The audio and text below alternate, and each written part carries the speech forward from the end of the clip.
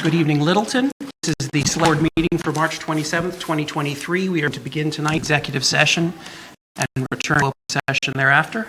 Mr. Temporary Clerk, will you read the motion, please?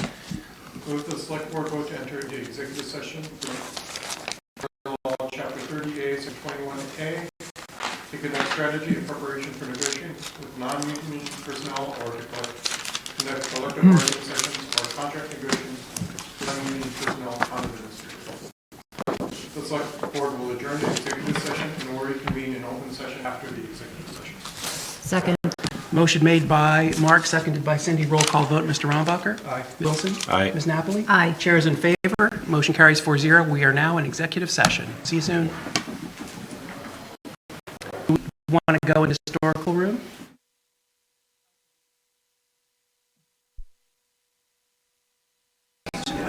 I go to the podium and we have the presentation. Good evening, ladies and gentlemen. We're going to begin the Select Board meeting, March 27th, 2023. We will begin as we usually do with the Pledge of Allegiance. Mr. Temporary Clerk. Pledge allegiance to the flag of the United States of America and to the republic for which it stands, one nation, under God, indivisible, with liberty and justice for all. All right, a quick recap, a quick preview of the agenda. We're going to begin with appointments of police officer and paramedic, and then out of order, I believe we're going to take the contract for the police chief and the deputy police chief, and then we will have a legislative discussion with. I'm sorry. Fire department too. Oh, fire department too. My bad. And then we'll have legislative discussion with Senator Eldridge. Following that, we will do historic commission, CPC project for 12 Robinson Road, food truck regulation approval, gift acceptance for EH, an excessive invasive species management contract for the Conservation Commission, the acceptance of the Wellington Drive parcel, public input and members updates, discussion of a town newsletter. We're going to be in the process of the annual town meeting with a warrant. And let's see, and then a review of some regulations and policies. Purchase of 12 Robin Road, a discussion of host community agreements, finally the minutes. So, Mr. Town Administrator, if you'd like to begin with the mail. Sure. Okay. Let me get out.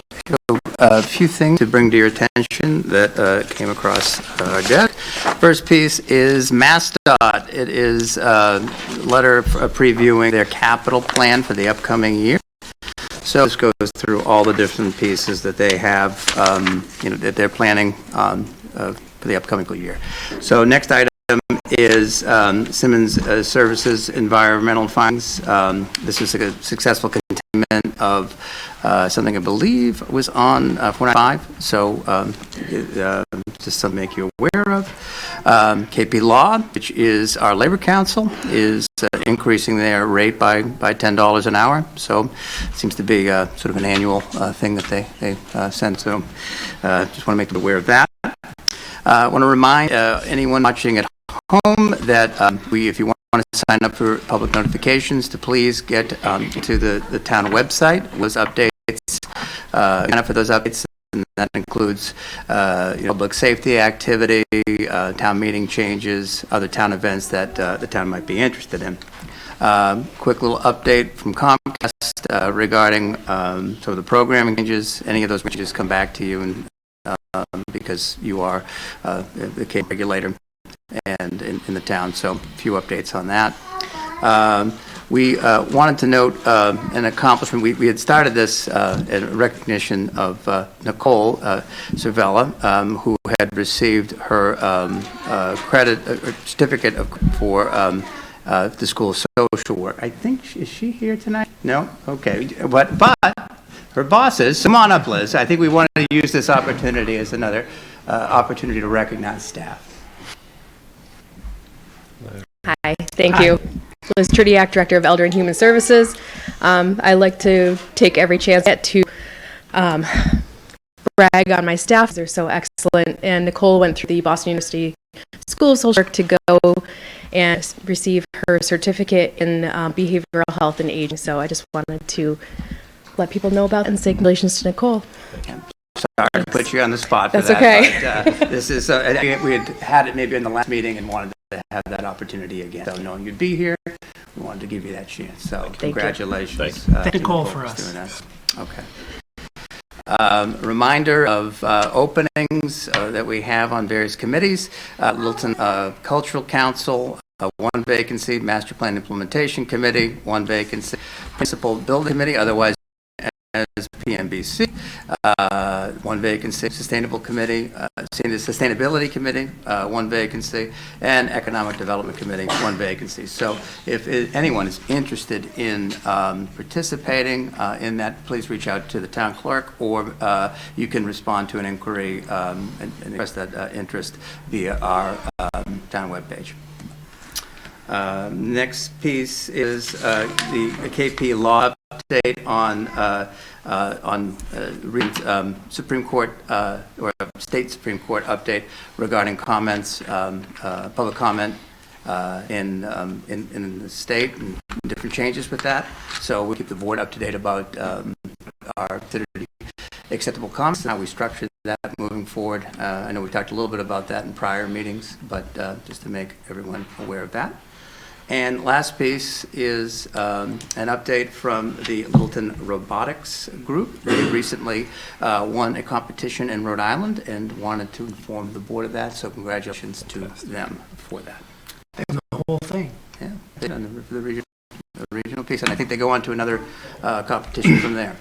Let's put reviewing the public comment policy on an agenda in the future. Okay.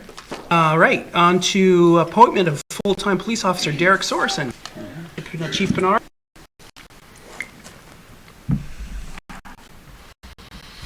Good evening, and thank you for having us here tonight.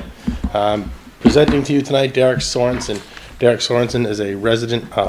He's currently in the police academy right now. He's putting himself through, self-sponsored, big commitment. It's a nighttime academy, and he's working in the daytime. Derek's here with his wife, Caitlin, and his two kids, Noah and Shay, and his dad's also in the back. Quite a testament to put yourself through the academy of the kind of person that you are. So I'd ask for the board to appoint him this evening, so when he graduates April 27th, we can get him on as soon as possible. Fantastic. Well, Derek, introduce yourself. Thank you for welcoming me. As you said, I've been married to my wife Caitlin for a little over 5 years now, living in Chelmsford for about a little over 6. 2 little rugrats back there. I apologize for my son kind of being crazy, but no, just a little bit about me is from the whole work. I just love being outside helping people. I look forward to getting into coaching youth kids and stuff like that, and just being an active member in the community. well, thank you. Welcome, and it's a great department, so we're happy to have you. Thank you very much. Anyone else? No, just welcome aboard. Thank you. Yeah, thank you. Thank you very much. Let's do the motion. Move the select board vote appoint Derek Sorensen as a full-time police officer. Second. Motion by Mark, seconded by Cindy. All those in favor, please say aye. Aye. The motion carries 4-0. Congratulations.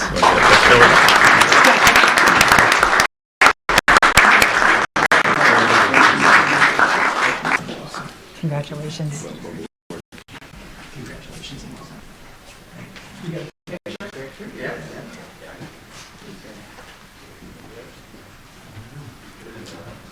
You look just like James Garcia. Except younger. Thank you. Thank you. All right. Thank you. All right, Mr. Clancy.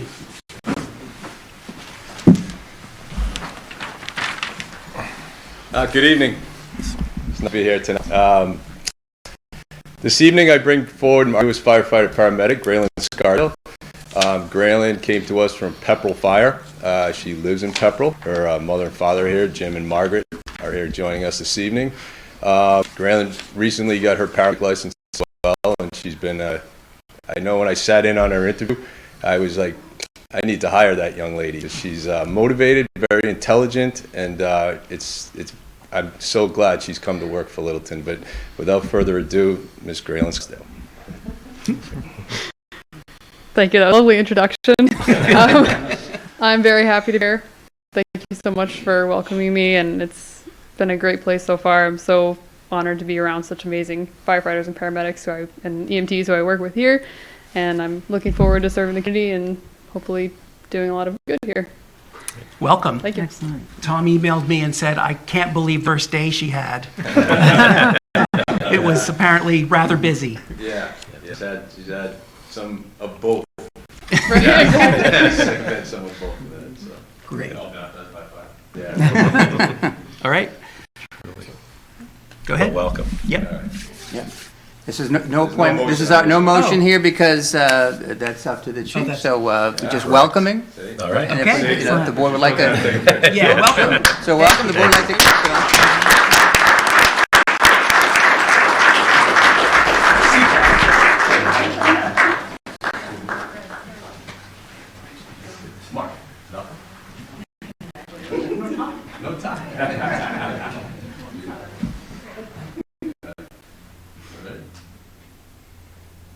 Grant, tell me how to get this out of the phone now. Very much.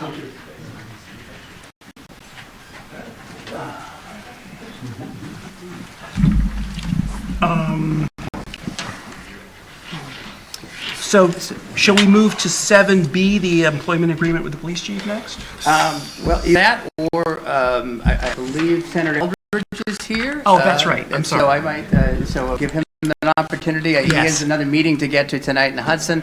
And as I understand, there might be someone else from Representative Arciero's office here today. Hi. Hey, well, nice to see you in person. Okay. So, if you don't mind. Good evening, Senator. Great. Good evening. Yes, so thank you so much to the board for taking the order, and congratulations to the officer and to Graylin Scarsdale. Actually, Graylin is the daughter of Representative Margaret Scarsdale, a colleague of mine representing Pepperell Grot area.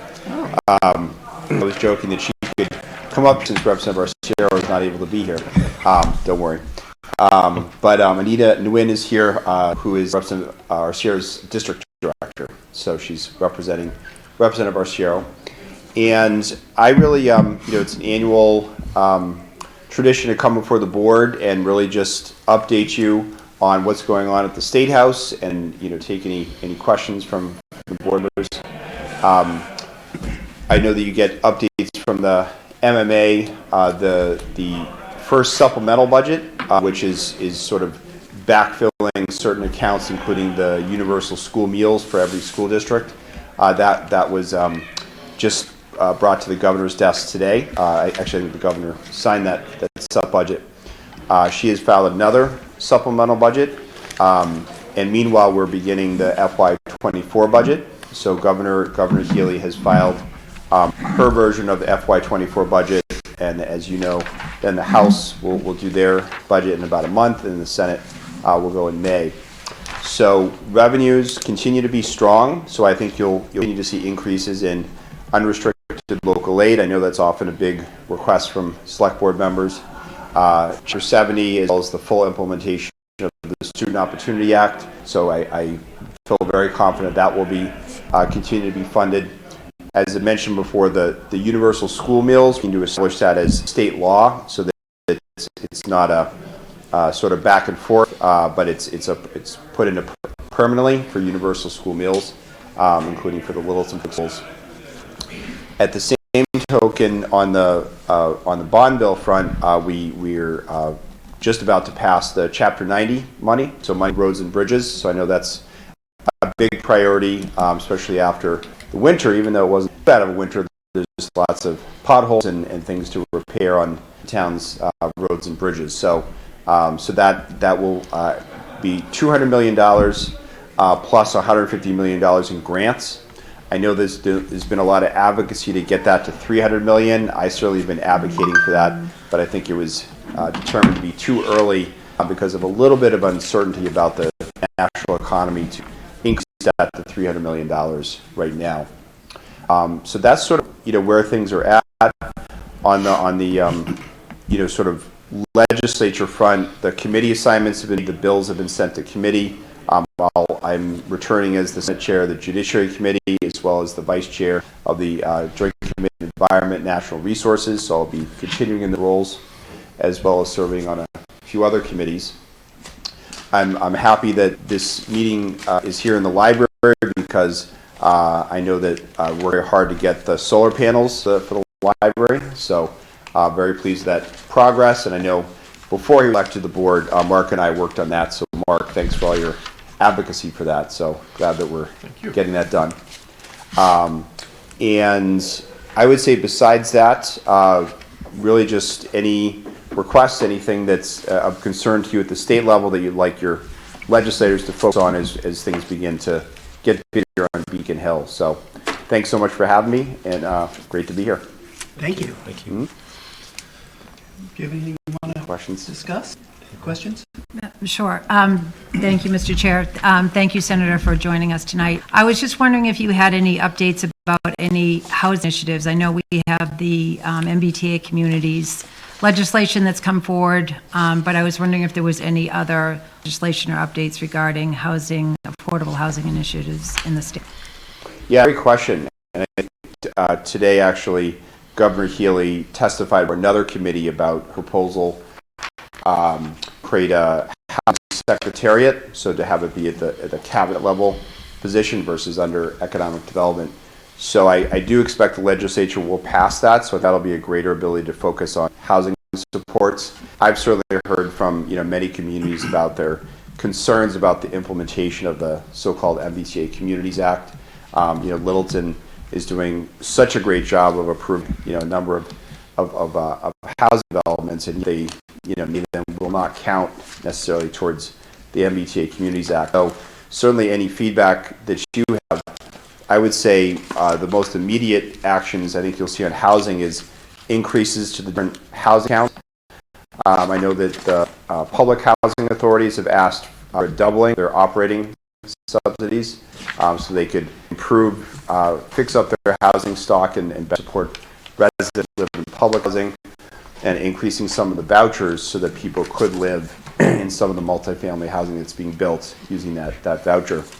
But as far as policy, I think it's really going to be the implementation and support for cities and towns of the MBTA Communities Act. And I am curious to see what the governor proposes and then what the legislature does on additional housing policy. But I would say right now it's not clear what will happen this session. Okay, great. Thank you. Yep, absolutely. Thank you. Mr. Wilson, do you have any sense, I know that there's been some talk of towns that are not interested in implementing the MBTA communities, and certainly here in town had a fairly fractious discussion at town meeting about our plans to do it. So do you have any sense of whether there's going to be a legal challenge, whether that's going to hold up the process? For the communities that decided not to comply, or yeah, for the communities, as they've decided that it's an unfunded mandate. I don't know what the legal argument is, but they're basically saying we're not going to comply.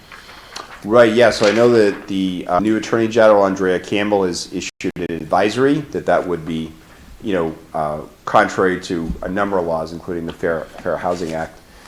So I'm interested to see if a town, I think Holden was mentioned, maybe Middleborough, if there's negotiation and flexibility on those towns' behalf, or if it does go to litigation. So, but I would say, and I know Littleton is obviously complied, as almost every other community has, taken the steps to follow the MBTA Communities Act. I understand there's lots of concern from residents, from municipal officials. So, whatever I can do to communicate that to DHCD or soon the housing secretariat, please let me know. Okay. May I? Senator, just to add on to that a little bit, I think I know the discussion with members of the community with me have been in regards to the radius outside of the train station. Littleton's in a unique situation, probably not completely unique, but where our train station doesn't run through the center of our town, and I would argue that the population density that we're putting on the common far exceeds even the MBTA's requirement. Yes. So if there was any flexibility at all to help that, is I also believe that the housing that would go down at the train station, though it might help commuters, there's nothing down there. There's no, we don't have a vibrant area down there with commercial or anything, so I think it would, it just makes sense for it to be extended to Littleton, and then we can work more on transportation connect and things like that to get people down to the station area. But that's just very well said, because the development that's been approved for the college is you're right. I think it substantial. exceeds the MBTA community's requirement. So thank you. So I will look into that. Thank you. Do you have any comments, Mark? Yeah, I wanted to thank you for all you're doing on the green community. Thank you. Yeah, we had a nice celebration in Boxborough. Yes, in the pushing for more green energy. I was going to ask if there's anything coming down to support the local farms. I know there's been talk about how to tax farm stands differently, things like that, and if there's any legislation moving forward along those lines. Yeah, there are bills, and I think they've been filed before. I know I've been a little bit in touch with Jamie Cruz in Springdale Farm recognizing farms really have had to diversify is not taxing, the commercial building, et cetera, so that, further reduce their obligations, and therefore get more and more likely to continue on generations to go as family farms. So those have been refiled. We are going to have this robust tax debate. I think it'll be separate from the budget. So is that the opportunity, since ultimately these are sort of tax code changes, to add to the bill? So that's, appreciate mentioning that.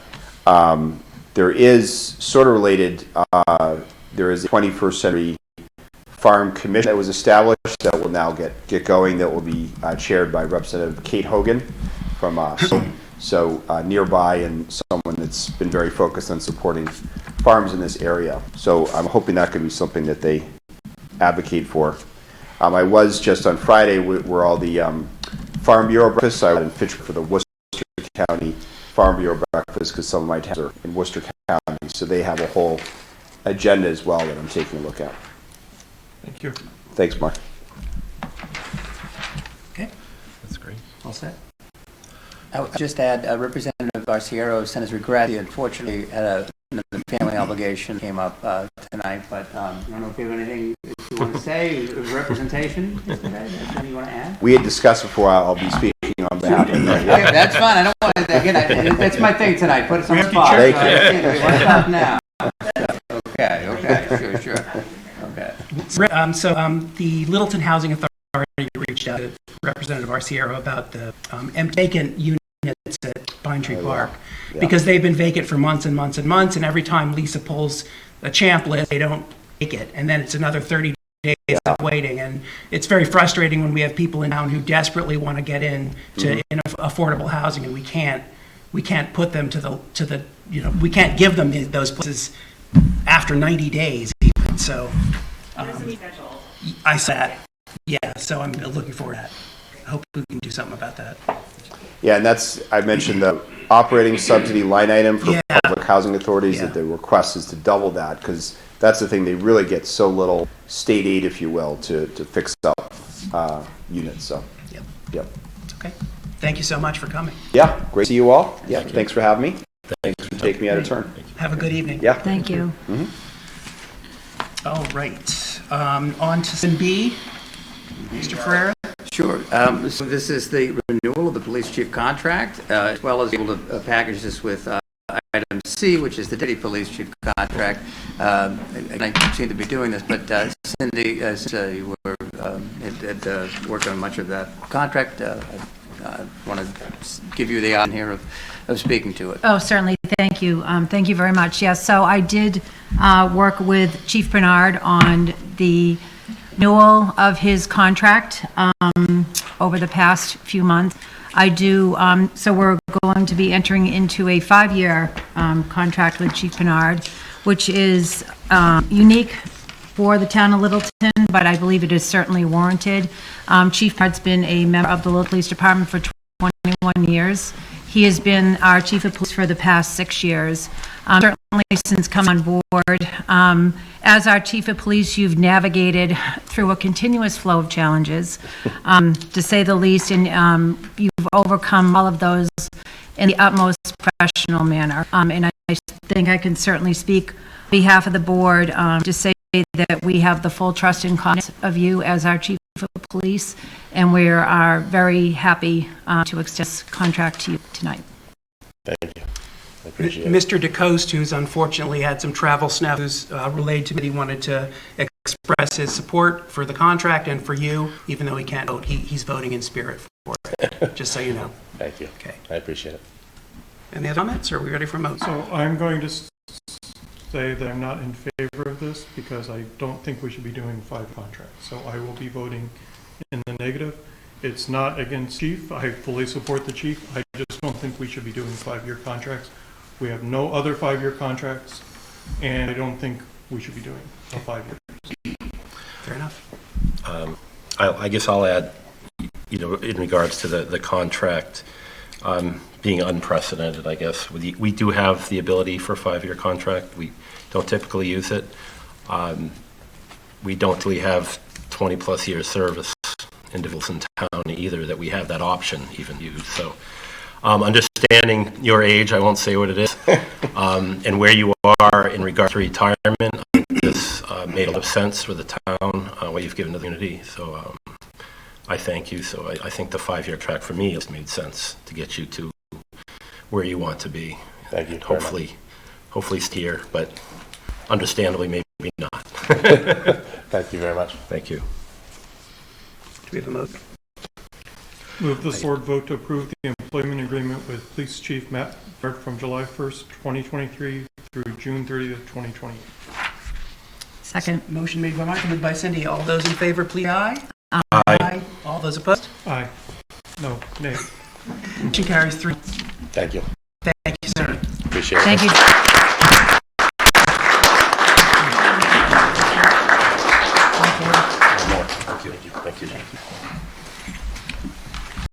All right, 7B. I could. Yes, Yep. you can. Deputy Patterson is still on vacation, so he will not be here to talk about his contract with you. If you'd like me to stay at the podium, I can. If you want to just discuss it, he's fine with everything. We discussed it. Ryan, for the final to Deputy Chief Patterson, he did look it over and he agrees to. So. Any comments or questions on that? No. Okay, let's, Thank you.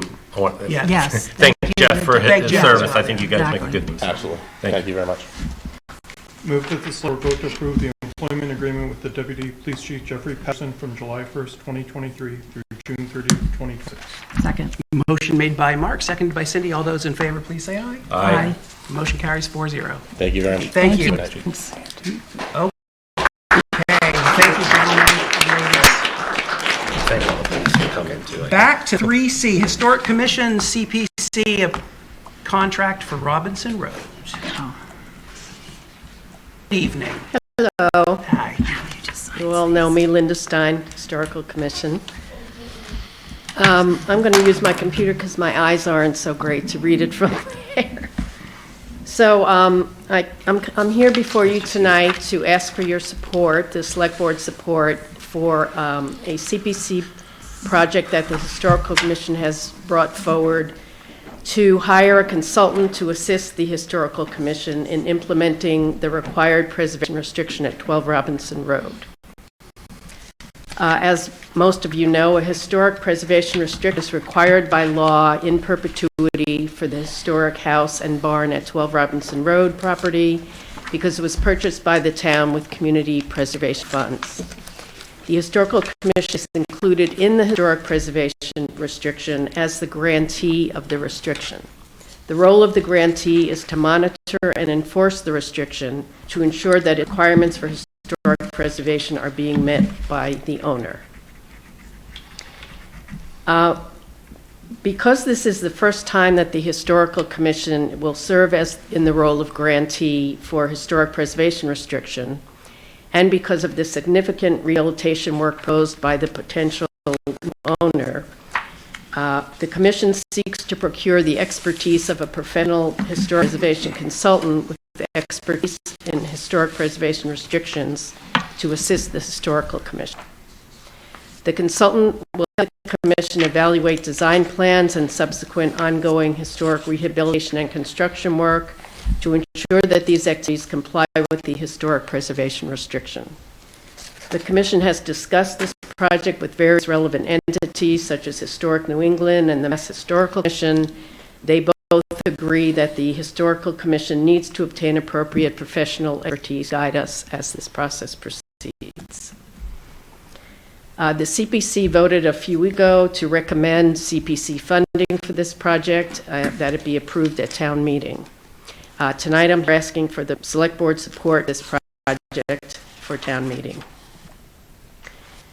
The CPC funding request for the project is $4,200. Additional $5,000 is expected to come from the prospective buyer of the property who has generously offered this contribution. The total funding of $9,200 covers the cost of a consultant for 6 months based on a detailed cost estimate that was provided. The Historical Commission identified 3 qualified consultants, communicated with 2 of them via emails, and we interviewed 1 potential consultant who then provided a cost estimate. Finally, it's notable that qualified nonprofit organizations who serve as grantees for historic preservation restrictions typically charge towns $50,000 for this service in perpetuity. So having Littleton Historical Commission and a consultant provide this service potentially saves the town money while preserving this significant historic resource. Thanks. Thank you. I assume the consultant is going to help during the construction, the reconstruction, but also provide a plan for maintaining the property or how to check the property for years in the future. Yeah, she experienced looking forward. So yes, we will be asking her for future-looking advice as well. And if there's no owner in the future, which there probably will be, we may need a consultant input at that point. If the new owner, beyond the next one, if the subsequent owners expect to do a lot of work, we may need consultant input again at that point. Have you, the Historical Commission, discussed the sort of ownership of this, of maintaining this preservation restriction as a board? Like, going forward, is that something you're prepared to take on? And Yes, we have all had a discussion about this in the past. We have discussed taking it on. We think we can take it on with expertise, consultant expertise. Without it, it would be kind of problematic, certainly initially. But to have the consultant on board at this point, we feel that we can do it. Going forward, we may gain our own expertise and to do it in the future, although we may need consultants at some points in the future. And in addition to that, no one that I've spoken to, a qualified nonprofit that has said, yes, we're serve this role. We're the only game in town. So yes, we're willing to do it going forward as long as we get the support we need. Okay.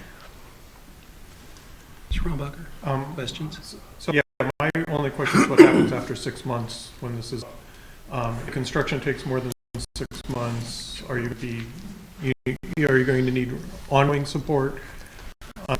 Are you asking for enough money? 6 months estimate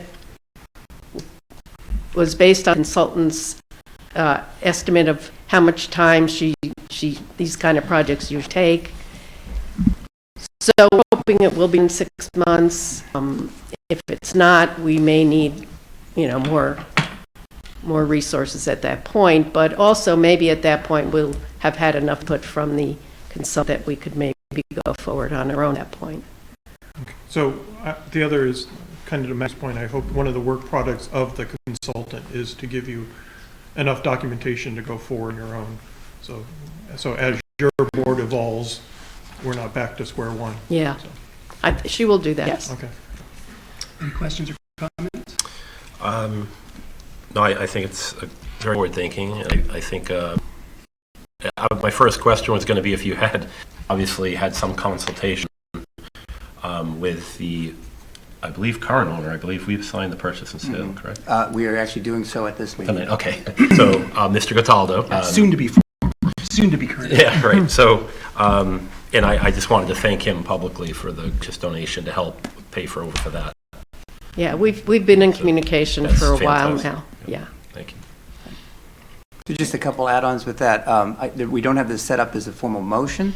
However, we will be reviewing and within that, and Linda, correct me if I'm wrong, but we have $4,201 from Historic Resources Reserves for consultant support for Historic Commission to review design plans and on-site rehabilitation work for 12 Robinson Road to ensure compliance with preservation restrictions. So, so you don't necessarily have to take any action here on this, but you could do so on the warrant and provide support for the entire CPC article, which is Article 10. And as I've also alluded to earlier, under item 7E, the board will be asked to vote to execute the purchase and sale agreement with 12 Robinson Road. As I understand, Mr. Cataldo is also going to be here at the meeting if he's not here already. I don't see him, but so that ties right into this as well. Great, thank you so much. Thank you. Thank you, Linda. All right. Board of Health food truck regulations. Good evening.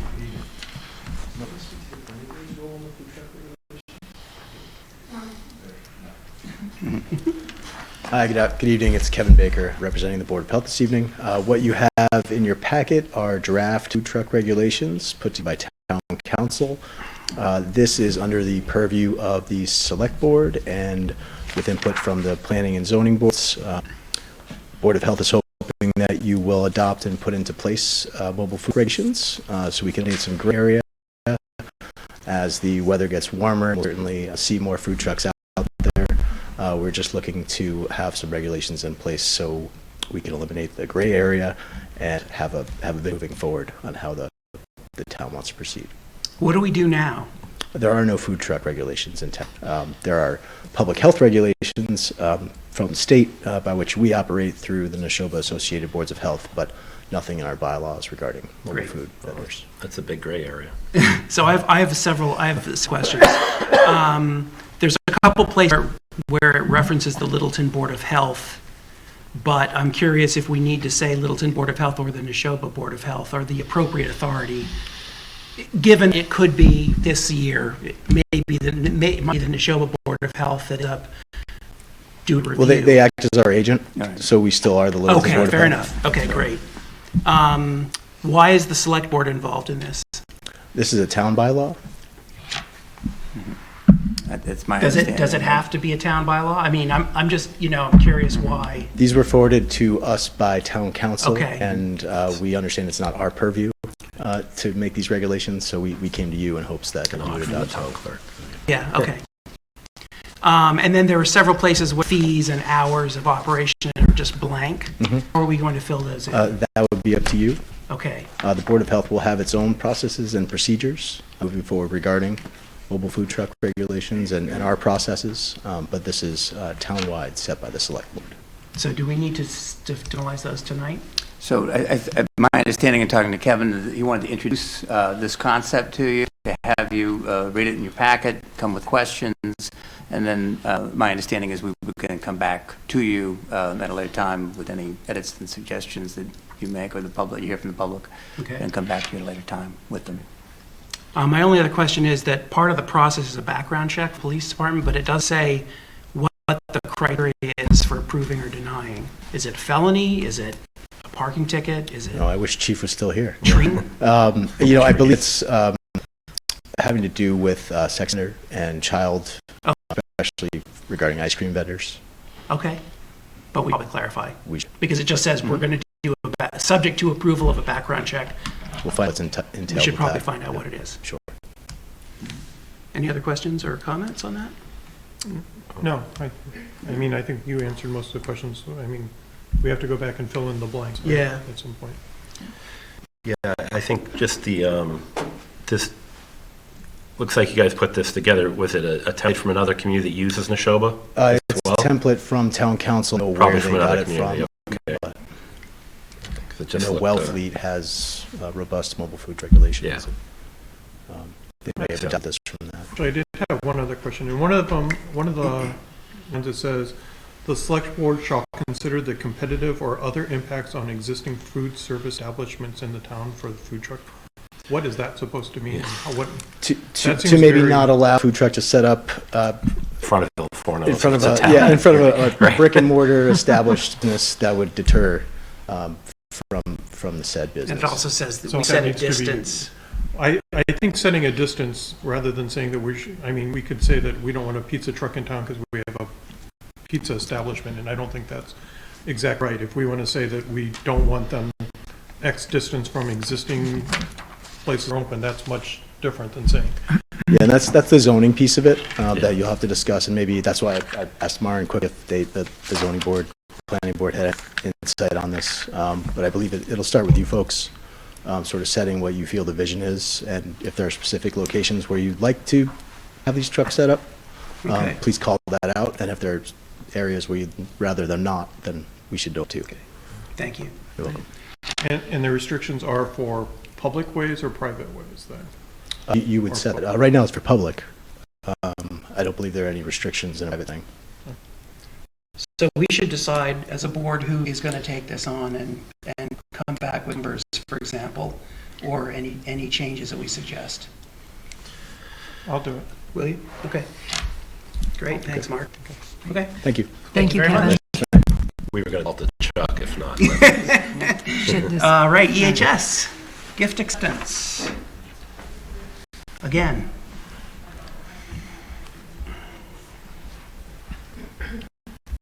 Good evening, Judiak again, Director of Elder and Human Services. I'm here tonight because we received a donation from the Friends of the Littleton Council on Aging in the amount of $1,125, and they specified that this should go to the TREAD Fund, tax relief for the elderly and disabled. Great. Any comments? Otherwise, I'm ready for a motion. That's always good. Yeah. Move the select board vote to Mass General Law, Chapter 44, Section 53A, and per its policy on solicitation and acceptance of monetary and non-monetary gifts for public purpose, to accept a donation to the Department of Elder and Human Services, EHS, in the amount of $1,125 from the Friends of Littleton Council on Aging for the TREAD Fund. Second. Motion made by Mark, seconded by Cindy. All those in favor, please say aye. Aye. Motion carries 4-0. Thank Thank you. you. Thanks. Good evening. All right, Conservation Commission, invasive species. Good evening, Amy Green, Conservation Agent. This first one is acceptance of a grant from the Cooperative Invasive Species Management Area, SISMA, for $1,500 for planting invasive species out at Cloverdale, where in particular the Phragmites is starting to spread, and we would like to try to see if we can get it around still a relatively small area. All right, any comments or questions? If not, we'll go to a motion. I guess, does that cover it, the 1,500?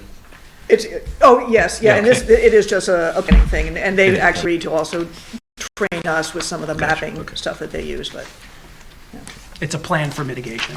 it's a plan for Okay, gotcha. mitigation. This actually was in our budget, and SISMA grant came up, and I said, well, why not? So, Great. Move the select board vote to accept the Sudbury, Assabet, and Concord Rivers Cooperative Invasive Species Management Area, SISMA grant for $1,500. Second. Motion made by Mark, seconded by Cindy. All those in favor, please say aye. Aye. Motion carries 4-0. and it's something you all need to sign, or can Ryan sign? It We just needs have one it. signature, so. Yep, we have it to track me down tomorrow, and this would be just a chair signature on this one. All right, thank you. All right, Wellington Drive. Wellington Drive, this is just to accept, I forget how many acres, 9, something like that, acres, I think, behind Wellington, under the care and custody of the Conservation Commission. Is there going to be a conservation restriction on this? Do we know? No. Okay. no, It just, it doesn't need one, it doesn't, yeah. not buildable at all. It's almost all wetlands, there's no CPC funds on it. Steve Marsh did put up bounds in areas that I requested, especially near the houses, so it's easier to monitor going forward. I told him even though there's not a conservation restriction, I will be out there, so. And then does that little spike that runs off, is that the trail? Like there's a little, it looks like, The one that swoops up on the Yeah. top there, yeah, that's the trail. okay, all right. Yep. Can you help me out where this is? I'm not familiar. Right behind Cooper Farm, Thank you. Got it. Okay. in between Cooper Farm and the auto The Wellington dealership, sort Drive. of? Okay. So potential walkable trails could make it through there? It goes all the way through to Great Road. So Yes. it's a great trail, and Steve Marshall also redid, there were some culverts in there right about, just within the yellow part of it. That was restricting flow, but he had replaced those with a bridge span, which is a very nice bridge. That's great. Already? Move the board vote to accept parcel U11-61-0, 9.02 acres, the transfer to the Conservation Commission as per the claim deed executed December 5th, 2020, what? 2023. That's wrong. So, well, the original quick did, but I think we have to actually accept it. So this is the formal acceptance of that. So that is, The quitclaim deed is in here, isn't it? yeah, December It 5th, is. 2020. It's originally December 5th, 2022. I'm sorry. So Yeah. 2022, sorry. That was, The quitclaim deed executed December 5th, 2022.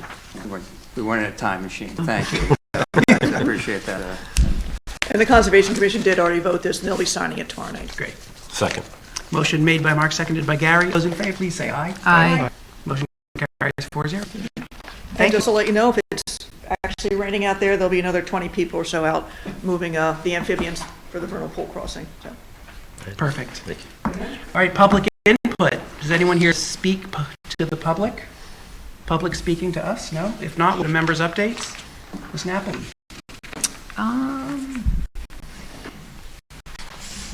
I wanted to give the board a quick update about the orchard. We're still waiting to hear back from Shannon Eggers' council on the latest revisions to the lease. So we're just waiting to hear back. Hopefully we'll hear back next week. Has it been a long time since we sent the visions? No, what we were doing was we had to gather some more information regarding the actual layout of the property and the parcels that were going to be subject to taxation under lease. They had a question about that. So we did send that information over to them, and then it falls in their court at this part, just waiting for it to come back. And that is all I had to share. There's a Neshoba Youth Hockey Association is putting on golf, one of our first golf tournaments of the year for those that like to do that. Also fundraising and looking for sponsors as well for a tournament on May 8th at Sky Meadow Country Club in Nashua. Interested, contact Amy Tez, AMYTSZ at neshoba-hockey.com. Fancy. And I'd also like to I'll just take this to thank Anthony Insaldi for his service over the last 6 to 7 years. Thank you. I just wanted to note that a longtime member of our community, Leo Foley, passed away recently. He was a music teacher in Littleton for 30-odd years. And a lot of people respected him and admired him and looked up to him. I thought I'd mention it, but that's all I have for tonight. I have two things. One, I participated in the Complete Streets presentation on last Thursday. It is still open. People can go to the town wiki, to the wiki map, which I think should be on the town website, and put in any place that you think, oh, you need a crosswalk here, or sidewalks here, or bike paths, or this is, that I think is going to be open for 2 more weeks, a week, something like that. It was well attended and a lot of useful information. So I strongly encourage everyone to go fill out the wiki. Also, mini golf will be in the library here on Friday night, and Dirigible will be here serving. Saturday is a family-friendly day, 10 to 3, $5 rounds. Come and play. It was a blast last time. There's also Friday night. There will be a silent auction too. So You make Friday night sound like combat golf, the way it's tomorrow. Saturday is family friendly. yeah. All right, we're on to 5A, Select Board Discussion, discuss the creation of a town newsletter. Excellent. Wonderful. Thank you, Mr. Chair. So I did put together a PowerPoint presentation. As the board knows, and maybe some residents know, annually the Select Board attends the Mass Municipal Managers Association annual meeting in Boston, and it's really a great event. It's all Select Board members from across the Commonwealth, as well as town administrators and town managers. I love this event because it's just great to get one takeaway every year and bring something back to the community that hopefully will be useful and meet a need that the board is recognizing. So could I have the next slide? Yeah. So this presentation, it was a session that I attended by Sean Dugan, the Director of Communications and Special Projects for the town of Lexington, Cindy Roy Gonzalez, Public Information Officer for the town of Needham, and Brianna Selbrd, Director of Communications and an Innovation, Civil Innovation Participation Officer for the town of Amherst.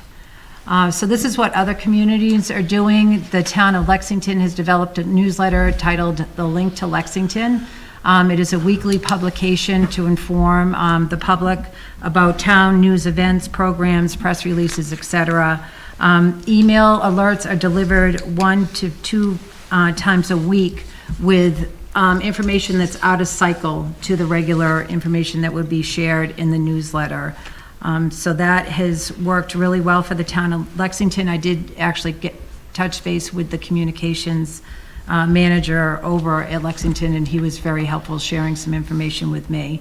The next slide, the town of Needham has the News You Needham, which is kind of catchy.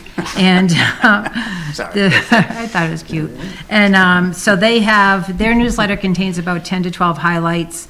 And it just includes things about upcoming meetings. They have an employee spotlight, community news, job postings, and things like that. And that is managed by a full-time public information officer. So that's what's going on in Needham. They did have some suggestions about implementation of a newsletter. So I think we can all agree for the town of Littleton that the Littleton Independent isn't really Littleton focused anymore. Which is really unfortunate. We've basically joined many communities in the Commonwealth who have lost their local news source. And it's really problematic. Communication is definitely a problem that we've recognized as a board, and certainly if you're on social media and you speak to residents, it's certainly, I think, a town-wide concern, is how do we improve communication, and I think establishing a newsletter would be a great way to help bridge that gap. Some of the suggestions I'll just highlight was to keep it simple. One community that was part of this breakout session said that their newsletter just basically started with 6 things. It was not overly complicated, and then it just grew from there. Another community started their newsletter during the pandemic. They started with about 1,200 subscribers during the pandemic, and then they realized that it was a great source of information just to keep the community informed. So they kept it going and built off of that after the pandemic subsided, and they're now up to 5,000 subscribers. It's really been a successful source for that community. The key is to publish it regularly on the same date. Consistency is key, and whether you can have it, some communities publish it twice a month, other communities just publish it once monthly. The other thing is to have one person assigned as the point of contact for the newsletter. The other communities I just mentioned, as you see, have a full-time staff person dedicated specifically to communications. They manage the website, they manage the newsletter. Clearly, that's not a position that this board has discussed, nor just as far as policy, on the policy level or on the funding level. So that's not something that we, have considered at all. Another community did actually appoint a communications officer. It is a part-time position for a stay-at-home parent. And she's the one that's in charge of the community newsletter, and it seems to be working very well for that community. The point person for the newsletter should have a genuine interest in what is happening in town, good judgment, and the ability to participate what may come. All the information in the newsletter should just be factual And it should provide an experience for everybody. It doesn't need to all be about what's going on at Town Hall. It can be about what's going on at the library, what's going on with other nonprofits, community events and things like that. So just to have, something for everybody makes it successful. They use a MailChimp platform to deliver the newsletter, and also they print out hard copies and leave them at the town clerk's office or leave them at the library as well. So the next slide, please. This is just about the town website, and I know that Nancy Glencross has been working quite a lot on Town of Littleton website, so this is just an overview I just wanted to include because that was part of the presentation that I attended. This is from the town of Amherst. They do have a web governance policy for staff. There's a mandatory contribution for content. They provide training. One thing I found that was interesting from this part of the session was they use analytics. So they really will look at how many times is somebody using a certain keyword to search something, because that to them is a trigger that the content isn't readily available, as easily available as it should be on the website. So that's how it makes them accountable, and they can kind of tweak the content and structure of their website. ADA compliance was another thing that was discussed. Some communities have an audio component to their website, which I thought was interesting, and also a chatbot feature. So I just figured I would mention those in the this presentation. This is just some things that I pulled off the web, the town website and Facebook, and this is just things, this is sample content for a newsletter. It's basically information that's already out there. It's just a matter of pulling it from other sources and then piecing it into the newsletter. As you'll see at the bottom, I left a blank space for an employee spotlight, which would be a great way to highlight an employee every month, just to get the town familiar with that employee, what their role is, what they do in the community, and what they do for their position at town hall or whatever department they work in. So that was something that could be included in the newsletter. And then on the next slide, please. And this is just some more information, help wanted 01460. One of the things that we've encountered every week at our board meetings is openings for certain boards and committees. Having a newsletter, having that information in a newsletter would be a great way to get that information out to the public. And then you can just see stay connected, sign up for our newsletter, invite somebody else to sign up for the newsletter. I know that we have updated our system now with the new feature on the town website to sign up for all newsletters that come out. I don't know, we talk about it at the beginning of every presentation, so you could kind of cross-connect, cross-reference with other organizations and share the links to their newsletter, and then they do it vice versa, and that's how you grow subscribership. And then, so just getting started for a newsletter, it really is not as complicated as you think it might be. One suggestion was from Lexington. They did a communication survey, and they were very generous, and they actually shared the survey questions with me. So that is something we could do just to get started on this, find out where people are getting their information from, and just try to build on it from there. Find out what residents want. What are they looking for in the newsletter? Identify what is working, what is not working, and then we could just share those results. And it's recommended that you conduct the survey every 2 years. So the next question is the management of the newsletter. I put down here resident. Town of Topsfield was the person that I just mentioned previously, that they run the town newsletter for the town of Topsfield. It's like a part-time position for that individual, especially, most towns don't have a budget for this type of service. So that is a possibility. They use the MailChimp platform to deliver the newsletter. And also, like I said before, you just print out hard copies and leave them in a familiar space. So that is my presentation on starting a newsletter in Littleton. I don't think it's as complicated as you might think after being in the room with all the other communities in the Commonwealth that have actually taken this step to do this. So I just wanted to bring it before the board and have a discussion about considering this for our community. I mean, I like the idea of starting with 6 items. Right, But I do think the biggest hurdle is going to be finding someone to do it, right. or finding money to pay someone to do it. Right. So one of the suggestions is that we could appoint a communications officer. We have the boards and committees that we oversee. We could create a communications committee, and we could appoint somebody to be that person. A volunteer. Yes. And they did suggest that you interview that person, you find out what their skill set is, because it does take a special skill set to oversee the newsletter. For the characteristics that I mentioned previously, you need somebody, engaged with the community, that can, it needs to be very factual. And just somebody that kind of has their hands on everything and just try to bring all the information together at once. So it would just be a matter of trying to find somebody to do that, or see if there is interest in that. And then just the other thing too is maybe starting with a survey and seeing, what comes back to the board as far as communication goes, see what those responses reveal, and see how we want to move forward with it. Yeah, I think it's a good idea probably to go the route. We don't know what the interest is until we field that interest with a potential, it doesn't have to be, it can be a 3-person committee. It could be a 5 with a spokesperson that is responsible for this.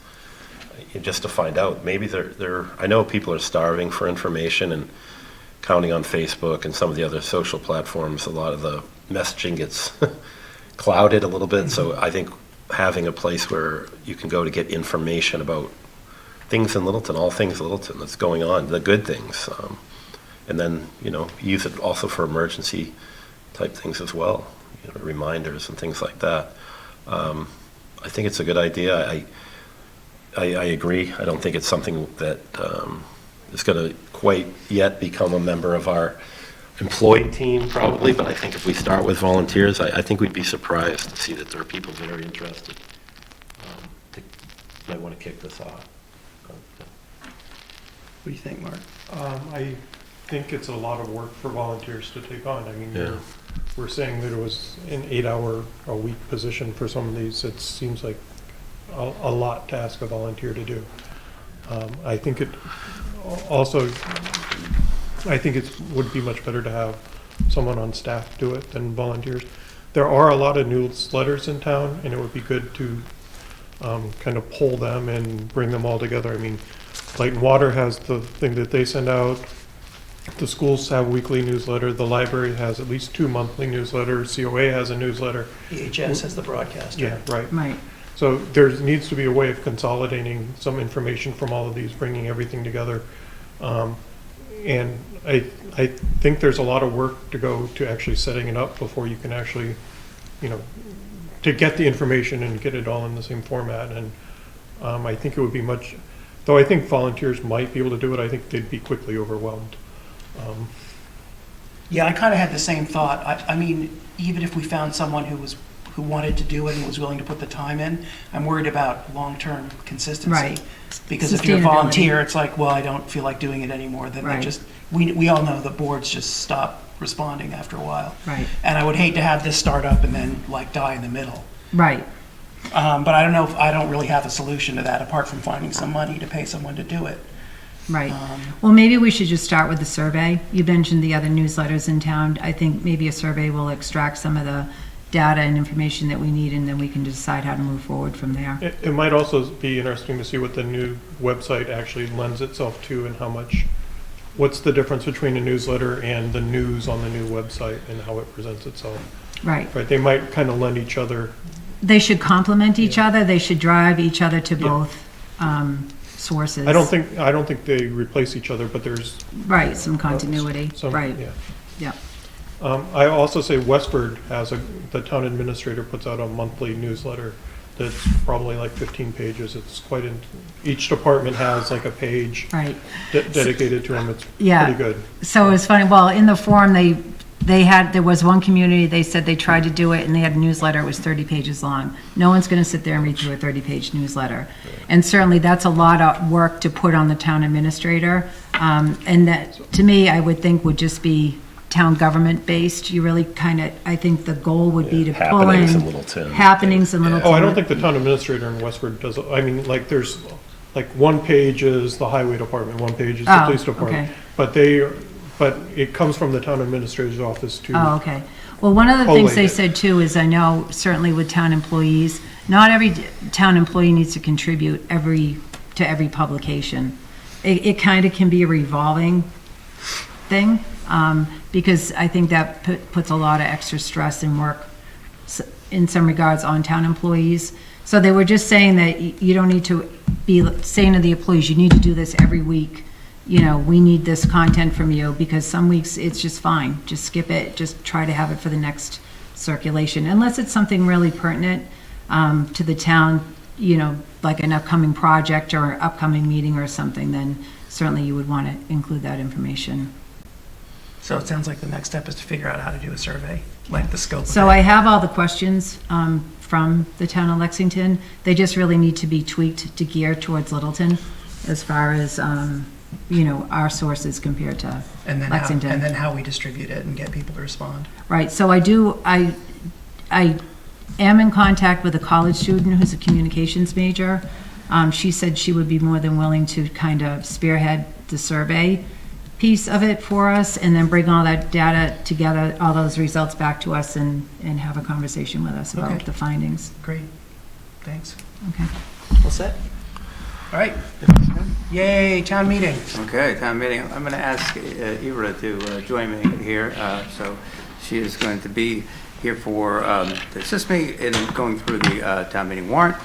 And later, of course, there's discussion about the host community agreements for cannabis businesses. So I want to start off with just saying I'm sorry this came to you a little late. You've got this in your inboxes just before this meeting. It's been a busy a week or so in town administrator's office. So my hope for this tonight is to go through everything first, if you would allow it, and then maybe we can go back to each of the articles after we go through everything, to then, if you want to take votes on that tonight, we're also going to be voting on the order of some of those articles. So not everything is 100% perfect, but I think we have it in a place tonight where we can present it to you and you have a good sense of where we are. Finance Committee is going to be reviewing this as well tomorrow, and probably working from the same draft. I had sent this to Tyler. He's going to be sharing this with the FinCom. So so it's going to be a little dry. I'm going to forewarn you, but that's why we put a good portion of time here. But sometimes it's just one of the necessary things we need to do to get through town meeting. So with that said, maybe we start going through with, first of all, reminding everybody the town meeting is May 1st, 2023. It's going to be at the middle school gym. We did talk a little bit about changing the location to the high school, to the auditorium. And we, at this time, with again, various things that we have going on. We are going to try to keep this simple. We know what this model is. We know how this can work for us. And we're proposing to move forward with the location that we've been typically meeting over the past number of years. Through the chair, so we also have flexibility now on the date, correct? But so that date's, we're going to stick with the Monday. I know that. Well, if you remember, I think that takes, I think it takes effect in terms of the change of date. Oh, July. Town meeting, July. You're right. So we still have to stay with All right. with the May 1st town meeting. So that is again, first Monday in May, so Okay. May Day. Got it. Yeah, so we start. But that could change, though, Gary, you're right, moving forward. So so let's see here. So we have the basics in terms of the document. So we have about 25 articles that we're going to be looking at. So some of these are, when we get to 25, there's some that are here, we're putting here as a placeholder. Just a reminder about what we're looking at for a schedule. This document is supposed to be to the printer on Wednesday. By then, we will hopefully have some recommendations from the FinCom as well.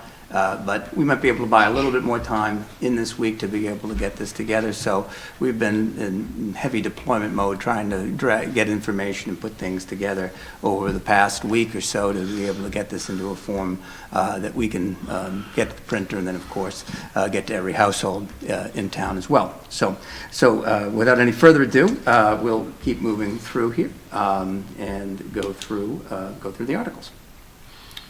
So. This is our, we also start, by the way, with our sort of standard piece in terms of explaining to the residents about how this process works, what the article looks like, and what our motions look like. So that's something we keep in all of our town meeting warrants, as well as the town moderator going over town meeting procedures as well, and reminding folks what to expect when they come to town meeting. So that's there. This next piece is the Finance Committee letter. As I understand from a conversation with Gary, this is essentially a template, that is updated every year. So we've shared the basic information on the budget with Tyler, and he is, oh my gosh, sorry about that. So Tyler is going to be working on this, and we'll hopefully have something for us when we go to print later in the week. So, Gary, I keep putting people on the spot, so my apologies for that. But this is something basically that the FinCom does. Yeah. And update some of the budgets. Maybe you could just speak. They do it. Each board will add a little bit, each FinCom will add a little bit of flair to it. It's really just discussing the financial health of the community, our bond rating, kind of a look forward, look back over the past year and some of the projects that we have going on and some of the challenges going forward and where we're expecting to be. So that's pretty much it. Yeah, and they have some bullets. And at the numbers, end. real numbers go in there too. Right. Yeah. So this is highlighted because we know it has to be updated. We're just getting this information to FinCom, and so my charge to our finance director Patty is to work with Tyler and to update this. This also has some of the highlights from the budget, broader themes that we're hitting on, so that that the FinCom would also highlight for town meeting as well. So that is forthcoming. This is our updated budget table for FY24, which is, again, comes right off of, that's part of the FinCom update to town meeting. Okay. All right, Article 1 is the appointment of town officers. This is the absolutely critical task that we nominate field drivers and measurers of bark, which I'm being sarcastic.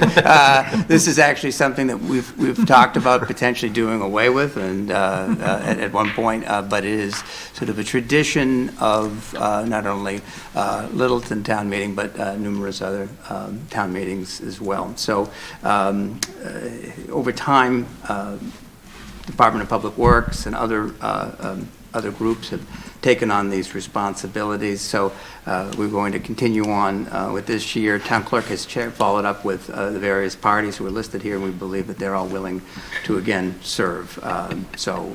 That's again almost more of an administrative article for us, but something we might be working with town council with in the future to maybe take away. Article 2 is the acceptance of annual reports.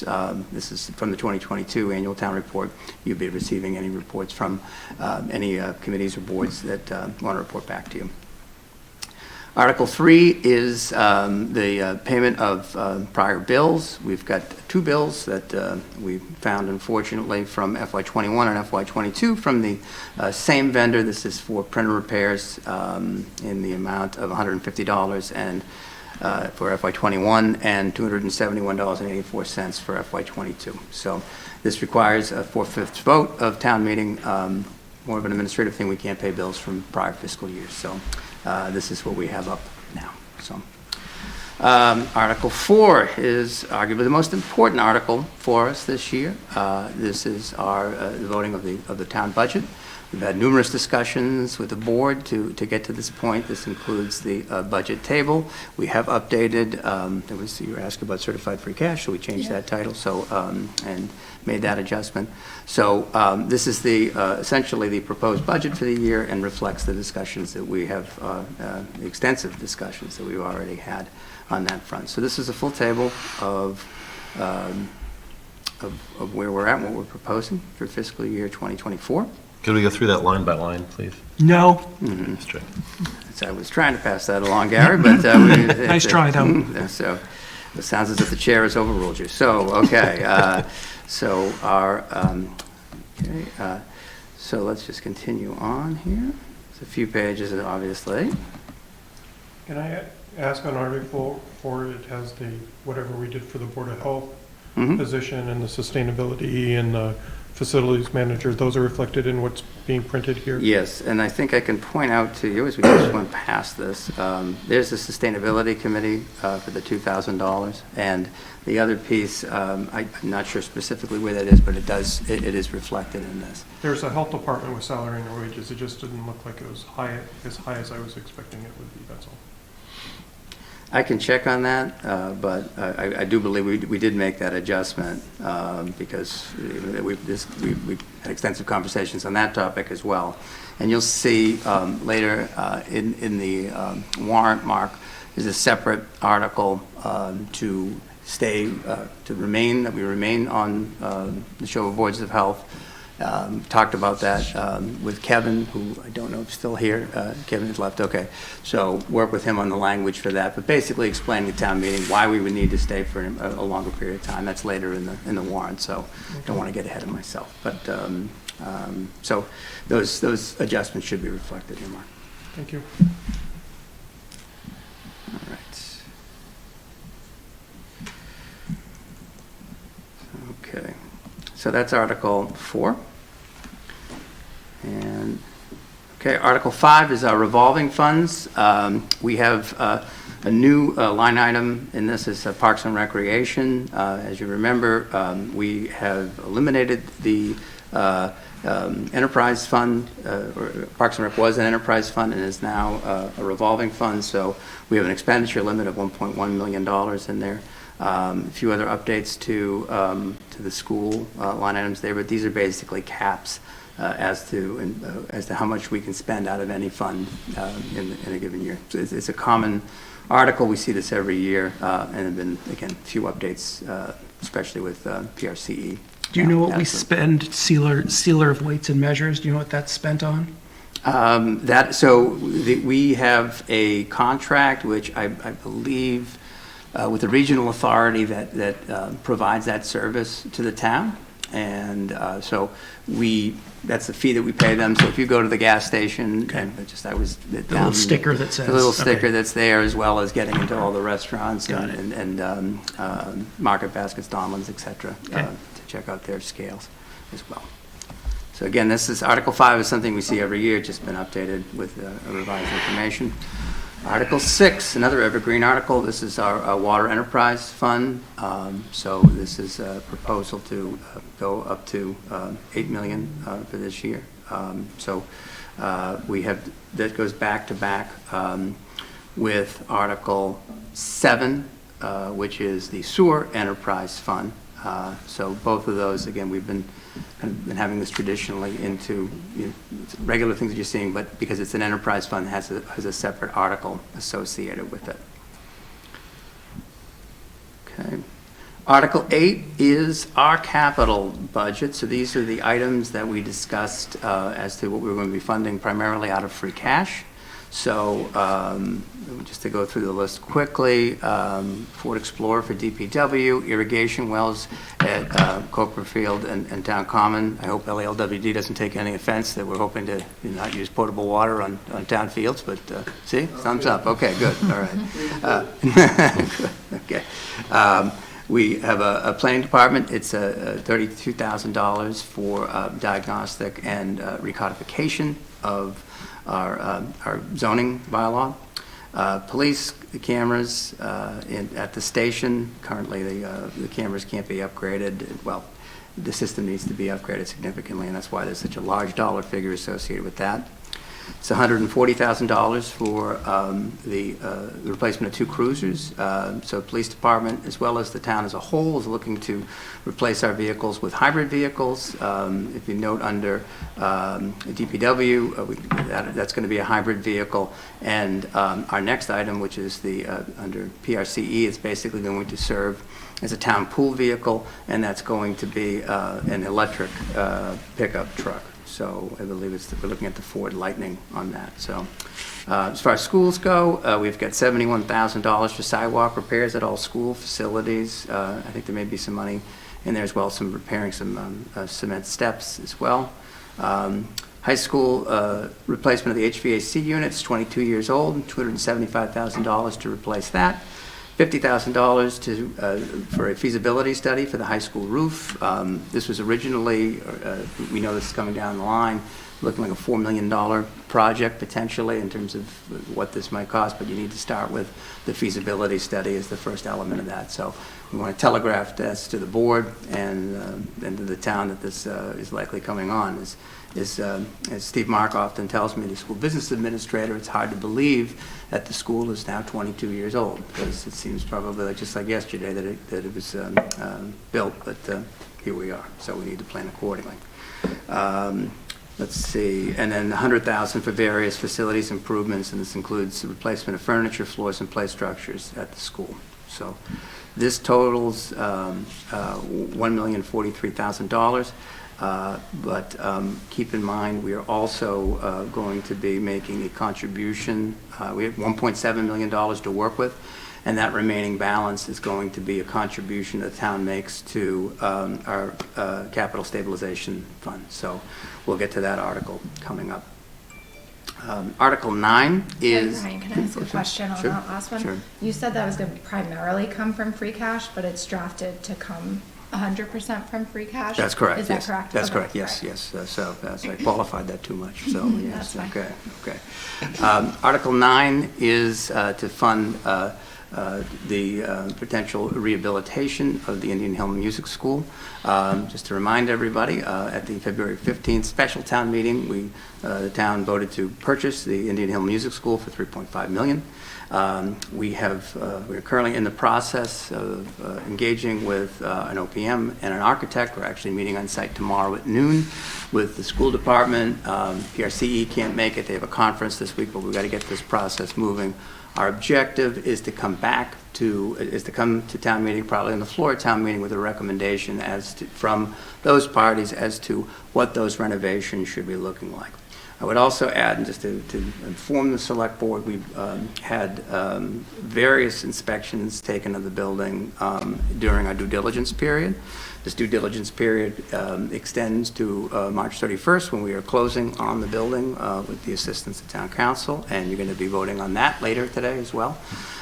So separate piece later in your agenda tonight. So items that we've had already looked at is we got a Title V inspection, we had an overall building inspection, we had a radon inspection, elevator, and sprinkler system inspection. There are no showstoppers that we saw with this. This essentially confirmed a lot of the findings from the studies the town has already looked at for Indian Hill. We believe that most of the things we're going to be looking at for repairs should be cosmetic in nature, and really reconfiguring some of the basic elements of the building to meet the needs of the school administration and PRCE. So that's positive. Again, we're meeting on site tomorrow at noon to again, give the OPM and the architect an opportunity to really roll their sleeves up and get a look through the entire building. So it's making good progress. And again, the way that this is constructed, this particular warrant article, we knew we were going to need a little time to do this. So the hope is, again, on May 1st, we come to you with an actual figure, and that's what this article's for. Any questions on that? Okay. Okay. Actually, I'm sorry. No, go Is there an amount? So there's no amount here? There's no amount. The amount would be proposed because we need a little floor. extra time Okay. and by on the floor, you'll know what that will be. Sure. As will the FinCom, so that their thought would be that typically you meet before town meeting, you would discuss we'll it vote at to then, recommend, and you'd yeah. probably vote to recommend. Exactly. Sounds Exactly. But it's where the timeline's so tight, we want to have that money available come July 1 to be able to really start attacking that work and making a new home for PRCE and school administration. Article 10 is the Community Preservation Committee. You had heard earlier from Linda Stein in discussion about looking for money from the historic reserves for the 12 Robinson Road historical preservation or observation and on the historical preservation restriction.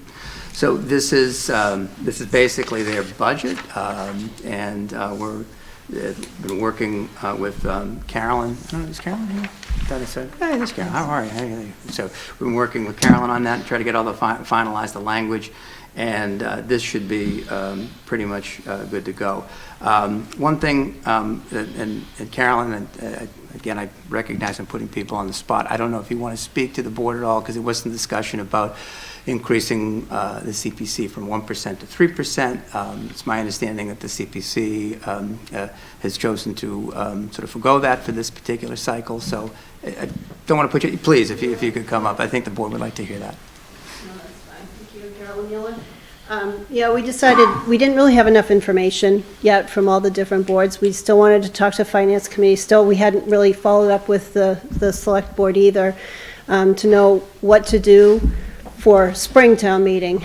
And because the Webster property, of course, was the main driver, and that's not ready for Springtown meeting either, we felt that we could probably wait until fall, especially because the second half of that is the ballot vote, which we can't do until next spring because there's no elections in the fall. So we were able to, I think, put it off until fall and not have any bad repercussions. So that's what we decided to do. Thank you. Great, thank you. Okay, so I also we just wanted to just call out Carolyn. We've got some great committee chairs, and Carolyn, it's been great working with you. You're really, I mean, it's a lot of work to be able to get this together. It's CPC's got a lot going on, and she does a great job. So thank you for what you do for the town. So I appreciate it. So that's Article 10, the CPC article, again, typically in the form that you've seen, as well as the items that are beyond the debt, which is in obligations of prior town meetings, as well as the new items that are coming through, which are outlined under the transfer. Moving ahead, Article 11 is our capacity to fund LCTV and their team. This is the updated budget for them. Article 12 is our compensation grid. So basically, this updates our Schedule A, which is the table that you've been used to seeing, as well as elements under Schedule B and D, effective July 1, 2023. This is essentially a 2% increase to the salary schedule. Last year, we increased it 1.5, so we've got an extra 0.5% in there this year. And these changes would be effective, again, as of July 1, 2023. So this includes the entire table. We now have 24 grades, so thanks to Gary and his team for upgrading, for making those changes. So it's a little bit more extensive, and why it goes on to 2 pages in this annual town meeting, as well as a listing of all of all the positions as well that are associated with that.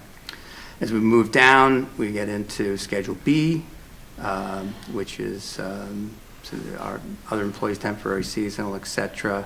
And Schedule D, which is our on-call fire department. So all of this is listed as a baseline above what minimum wages, which is now $15. So we're ahead of that. That was something that was kind of pushing this grid prior to this point. So we are caught up, fortunately, and we'll continue to observe as those rates change. Here's the listing of those here. Again, 2% COLA increase base for FY24. Okay, moving on. Article 13, Capital Stabilization Fund. So this is a vote. Part of it is formulaic. It's we're supposed to be contributing 1% of the total general fund to the to that, and we also are contributing an additional 600, or proposing to contribute another 657,000 from free cash. So for a total contribution of $1,155,706. So the thought here is that we know we're going to have some other capital expenditures down the line, we were originally talking about maybe of the 1.7 million that we had that budgeted for capital, that some portion of that would go to directly to the Indian Hill renovations, where we didn't know what those renovations would be. We thought it would be prudent to add it to the capital stabilization fund and then withdraw money from that at a later town meeting. This is something that we had talked about with, I believe, with the FinCom and with Steve Venuti, and thought this was a conservative way to approach things for the time being. So just a question on that then. If we vote on that earlier article, which I forget which one it is, to pay for the renovations at Indian Hill, where are those funds coming from? Sure. So we did change the language on that. You pointed out. So you have the option. We likely will borrow for that and have it as part of some of our short-term debt that we intend to wrap into a longer-term issuance that's coming up. I think maybe beginning of next year, I believe, is when that's coming. Okay. So the Indian Hill article says basically that. Right, and then we would, you could, depending on how we would structure, we know we have the reserve is a resource to provide funding for that, but that would have to be done by a later town meeting. It's just a way to kind of put money aside for that as a potential need for us moving forward. Next piece is Article 14. That's the Debt Exclusion Stabilization Fund. This is also sort of a contribution that we're making to reduce our debt service. So we have, I will say, a very impressive set of rules and ways in which that we remain conservative. We have a very conservative perspective throughout our view of the entire budget, and I think that helps protect us, maintain our AAA bond rating, and this is another step in that because it's a contribution of $474,539 to that stabilization fund. So, and then just as before you move on, yep. It says the resulting balance of XXXX. Right, and so that's part of what you're going to see in this is that we're still working on finalizing some of the numbers. So conceptually, we wanted to bring these to the board and make sure that you were, that you knew what was being presented, and then some of the details as what your vote would be, which is allows us the opportunity to sort of work through with town council on the final details as we get to the later stages of the week just to fill those numbers in. So I'm fine with that. I'm just wondering, all the ones that have these. Excellent. Those we can't really vote now, right, to make recommendations on. So I'm not sure which other ones have these qualifications in them if we have to go back through. Well, remember, remember what you're voting on is the motion. So like what that is the detail that we're sharing with town meeting. So balances, things like that. You're not voting on necessarily the balances. You're voting on what the transfer is. So I think what you're voting on tonight is to just close the warrant. So all you need to understand is the subject matter of the particular article. At a later date, you'll be given the full motion, and at that point, you guys can vote to support the article or not. So right now, all we're looking to do is to understand what articles will be in the warrant. Okay. So where I was confused is I thought you wanted, this was going to the printer on Wednesday, so you wanted our recommenents to put in here by Wednesday. Right. So so what I was hoping to do, Mark, was to go through everything tonight, and then kind of we'll go through the articles the first time, and then go back to them and see, to ask the board if you want to make recommendations. So most of them, again, there are some X's and other things that we have to continue to fill out. This is I will fully admit it's not 100%, but it is the elements that you're going to be voting on would be the principle of the articles themselves. So that's really where the purpose is. So if I could, I'll just move along. There's the contribution to the debt stabilization fund, and what is given now is taketh away here. So there's an article here to expend amount up to $396,000 to apply to pay for excluded debt service for the fiscal year beginning July 1, 2023. That's where we'll be spending some of that amount down. So again, a regular piece that we have that we have as part of our plan to manage our debt service. Next piece is we receive funds from Lyft and from Uber it's like $1 a ride that emanates from Littleton. So in the past, this has been less than $3,000, but state law requires that we appropriate the funds for this. So we're still trying to track this number down. This is, in this case, again, we've got a new finance director, and trying to find out where everything is becoming a bit of a challenge. So, but again, the net amount here we don't anticipate to be more than $3,000 on this article for 16.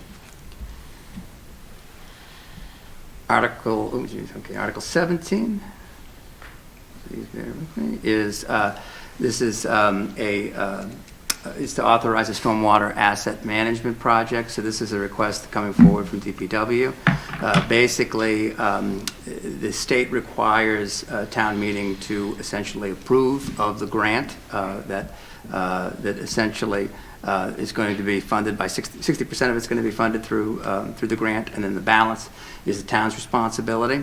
Some of that's going to be coming from in-kind services, which we estimate to be about $33,000, and then a separate contribution will be coming from DPW.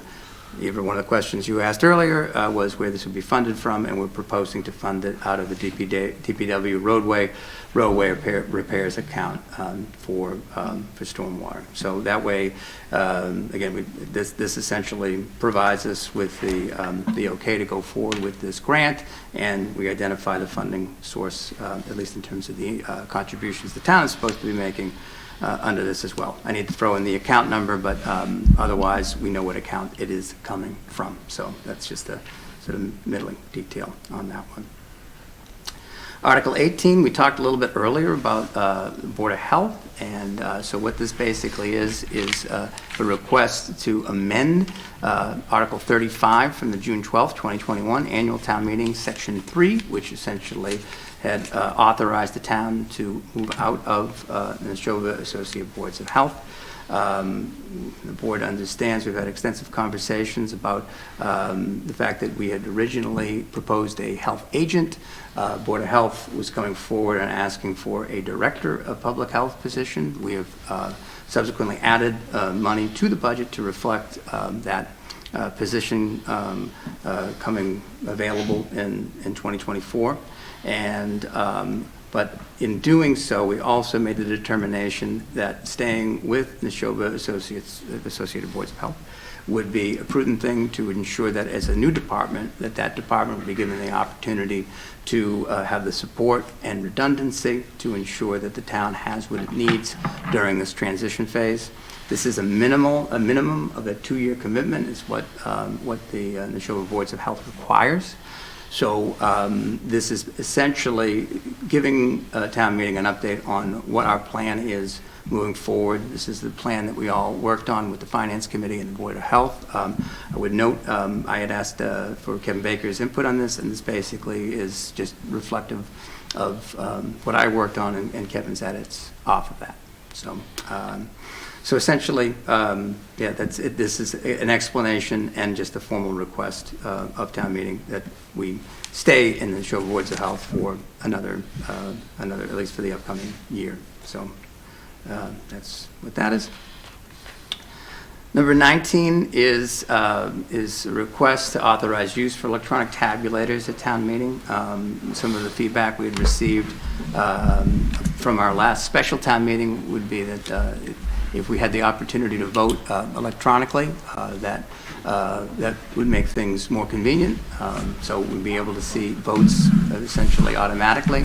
This is becoming increasingly accepted in other Massachusetts municipalities, both in representative town meeting and open town meeting. So the hope is, and the plan of what we're proposing here is this would be the authorization to move forward to that where town meetings okays the use of electronic tabulators, and then probably would be coming forward, we start planning for that, start getting a budget and talking with the select board about how that might happen, as well as with the town moderator and how we would implement such a plan, and then move forward in the fall and ask for funding requests to be able to put that together for what we would hope would be the 2024 May annual town meeting. So this is the first step in that.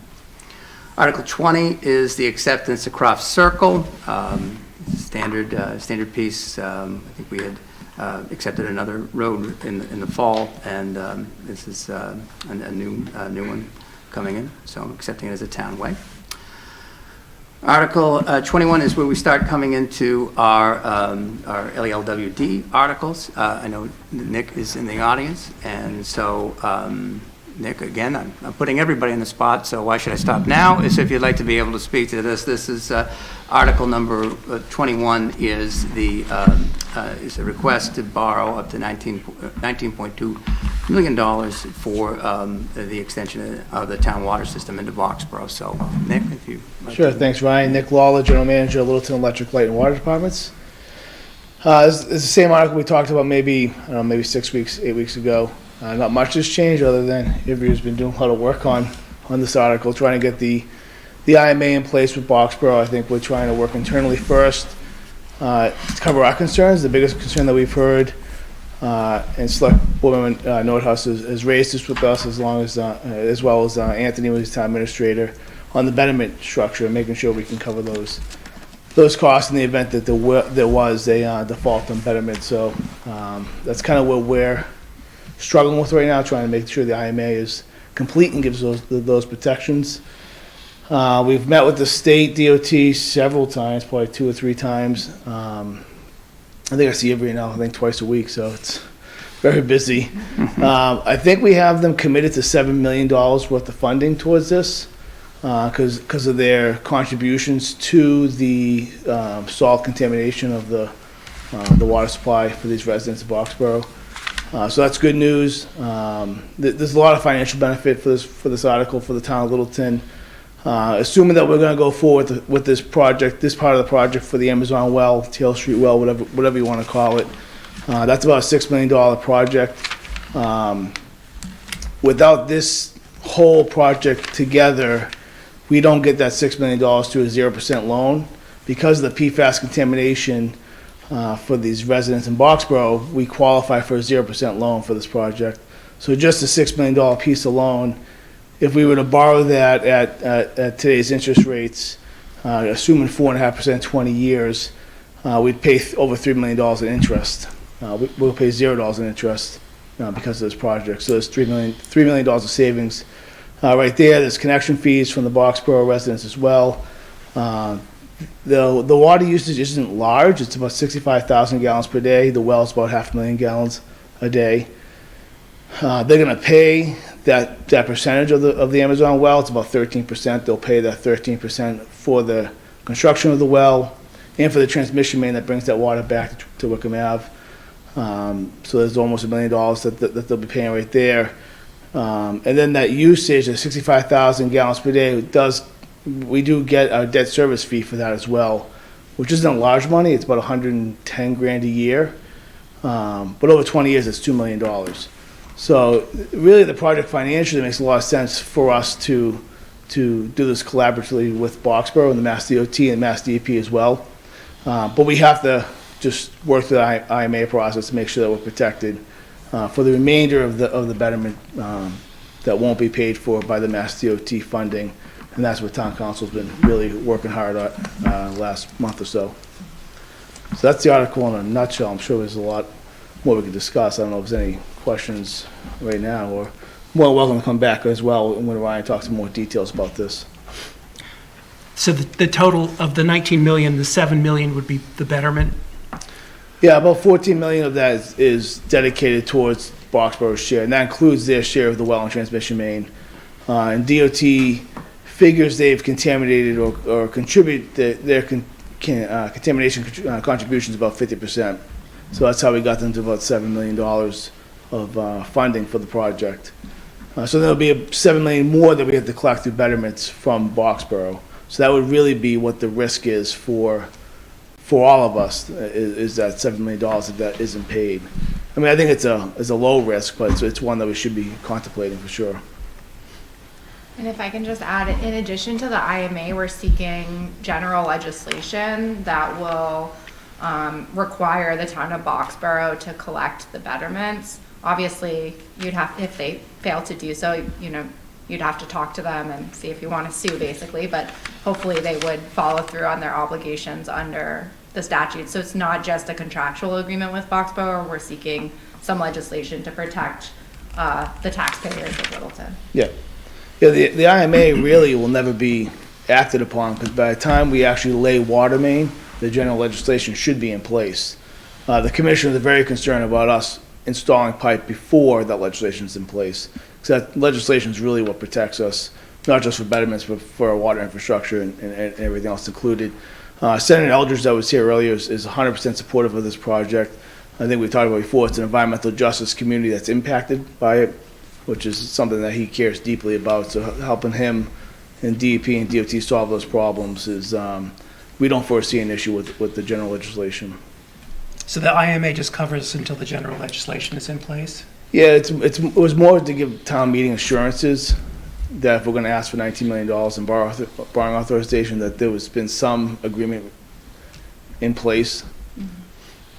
And I think on top of that, the general legislation may say something like the treasurer of Boxborough shall collect the betterments and remit them to the town of Littleton, and the IMA goes into extensive detail about within 30 days you have to do that. So it's just more detail over and above the statutory requirements.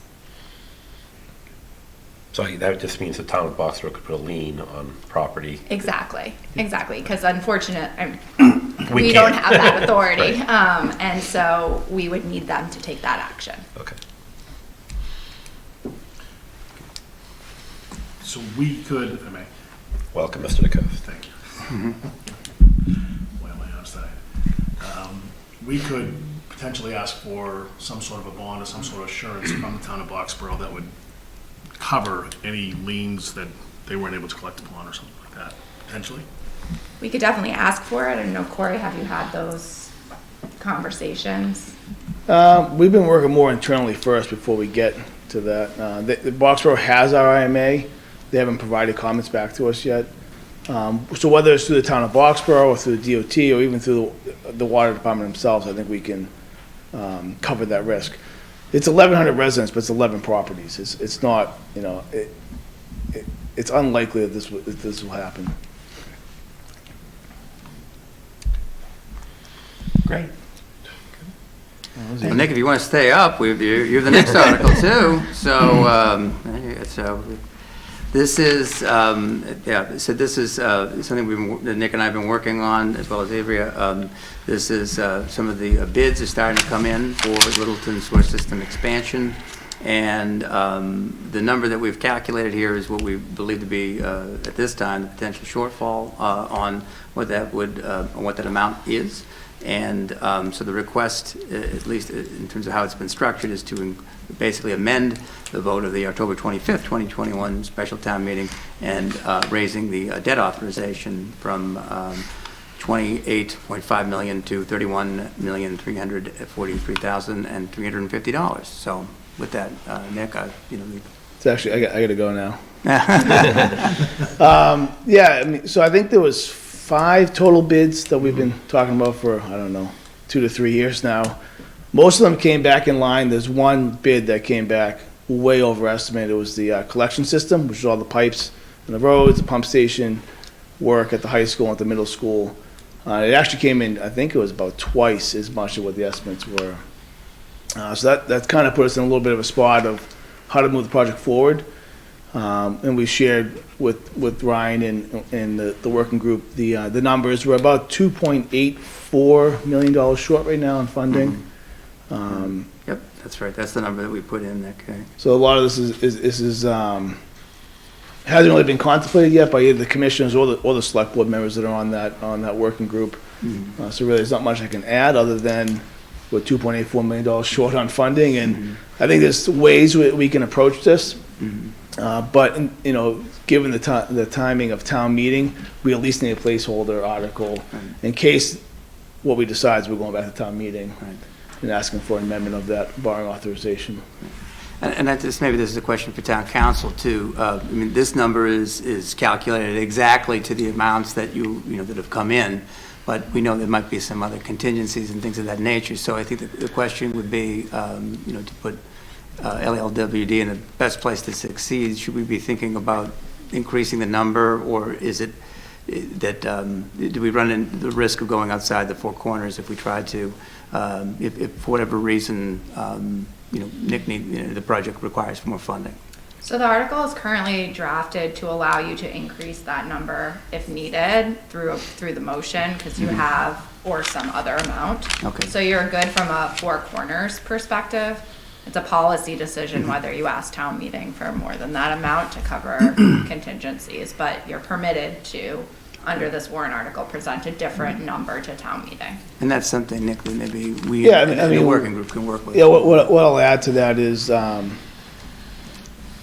we have 5% built in to the, we have to for SRF loans. So contingencies are covered, but that 2.8 million that was short, that's assuming all external funding sources get put into the equation.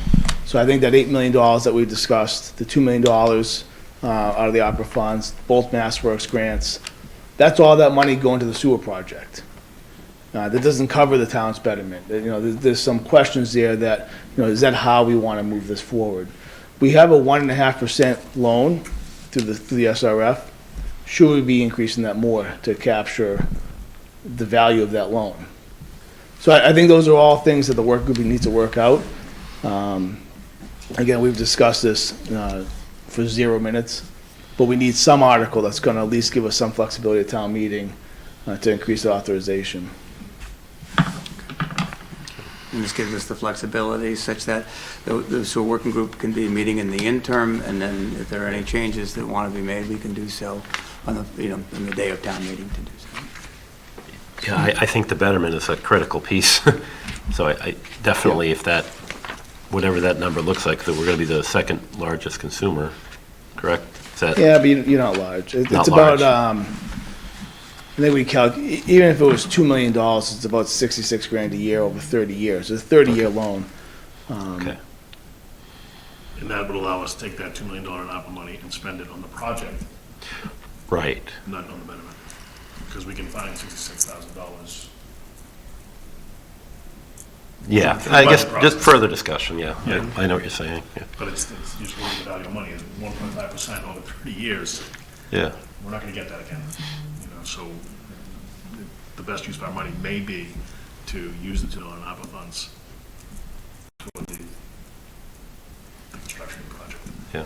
Yeah, I think we're at a point, and from the water department's perspective, we don't necessarily care how it's paid for. But we all have to collaboratively get there and figure out how that's done. We're at the point we have numbers now. We've already started awarding some contracts. Now we just got to figure out, where those funding sources are coming from. Yeah. Are you presenting this to the FinCom as well? You are, okay. Last time I met with them, we weren't underfunded, so. Okay. Yeah. Yeah, I'd just be interested to hear their So my understanding when we voted to give the $8 million to the project was that you couldn't go back and ask for more money under the SRF at the 1.5%. Is that no longer the case? No, that's still the case. We need some politicking to help us with the DEP to lax that rule a little bit. I'm hopeful that won't be the case in the future. I mean, at the end of the day, this project means a lot for the Commonwealth. It's a huge housing project, economic development. So I'm very hopeful that they're going to work with us. Okay. And when will we see what the new betterment fees are for all the businesses and homeowners based on the updated costs? We can run those at any time. I'll share those with you guys.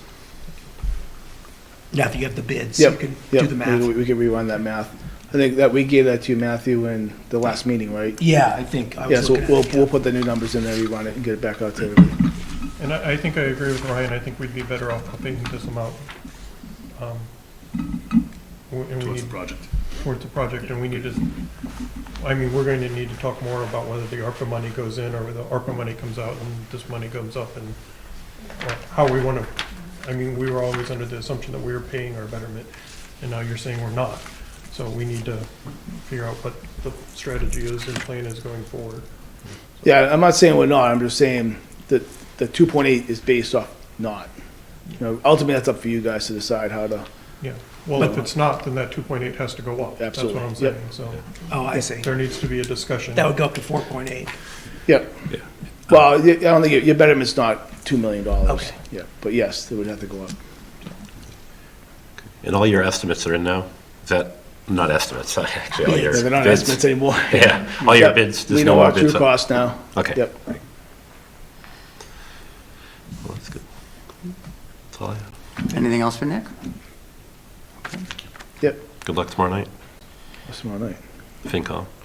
Well, wasn't going tomorrow night, but no. Well, there's going to be a general presentation at some point to the public with these new numbers and how everything, that just hasn't been set up yet, I assume? Yeah, these just came in last week. Okay. Yep. Yeah, we're working with LCTV trying to get a whole PR campaign going. Yep. I think you need to not necessarily a public hearing, but you need to have another round of public. That's not a bad meetings to idea. explain it. Yep, absolutely. All right, thank you. Thank you. Have a good night. Thanks, Nick. Thank you, Chuck. Okay, only a few more articles to go. Article 23 is a request to allow for transfers in the existing FY23 operating budget. At this time, we don't anticipate that there'll be anything, but just give a month and things can change. So we want to be able to keep this in here, and if necessary, we'll come forward and recommend something to you that closer to town meeting.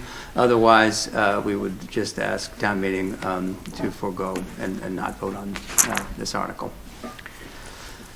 Our Article 24, it came to our attention. This has got a few more X's in it. This is essentially, we think we have some of the figures in this, but basically what this is that when we were, and looking for the figure here on my phone, but when we put together the sewer budget for FY23, we did not include sufficient funding for debt service. This is what we estimate to be $286,000 that we should have been in that budget for FY23.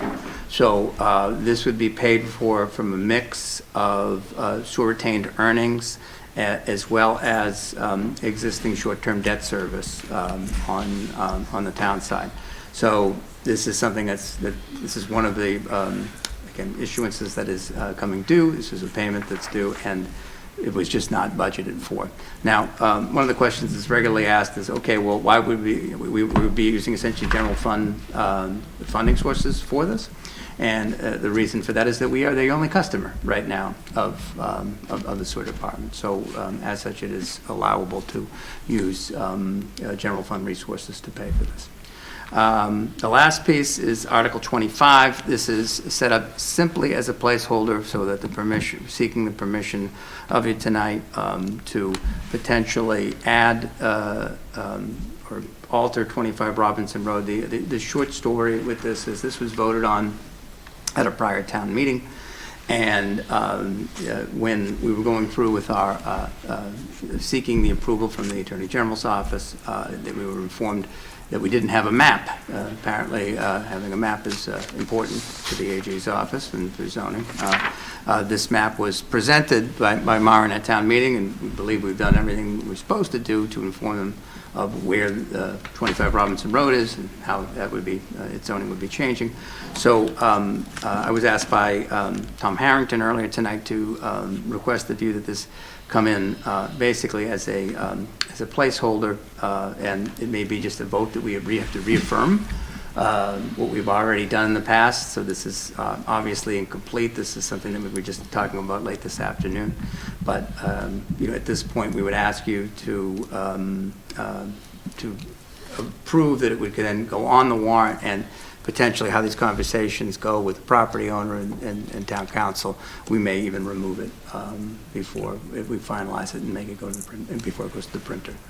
And that concludes all of the articles. Chuck, you missed some of it in the beginning, but so that's and it's scintillating stuff. So, so with that said, I would propose we just move to the back to the beginning of it, and kind of go through and just ask for if anybody has any other questions, and for the board to take votes on the articles so that we can start adding that in. If you note in some of the say for Article 3, Finance Committee and Select Board XXX, this is when we wait for this meeting to say if you recommend, then, we say select board recommends, FinCom recommends. So this is where we start going through here. Before we do that, what's Sure. on this paper here has a few articles that aren't in here. So we're not going to use that. We're going to use what's on the screen, Mark. So thank you. I have a quick question on Article 24. Did you have numbers, estimates? For that, yeah, we do. So it's just. Is it a big number? No, the sewer number, well, depending on what number, it's the sewer debt number is, for that article, is $286,000. Okay, So some portion of it will be paid through, again, sewer retained earnings, and the other from funds that we have already budgeted under our short-term debt.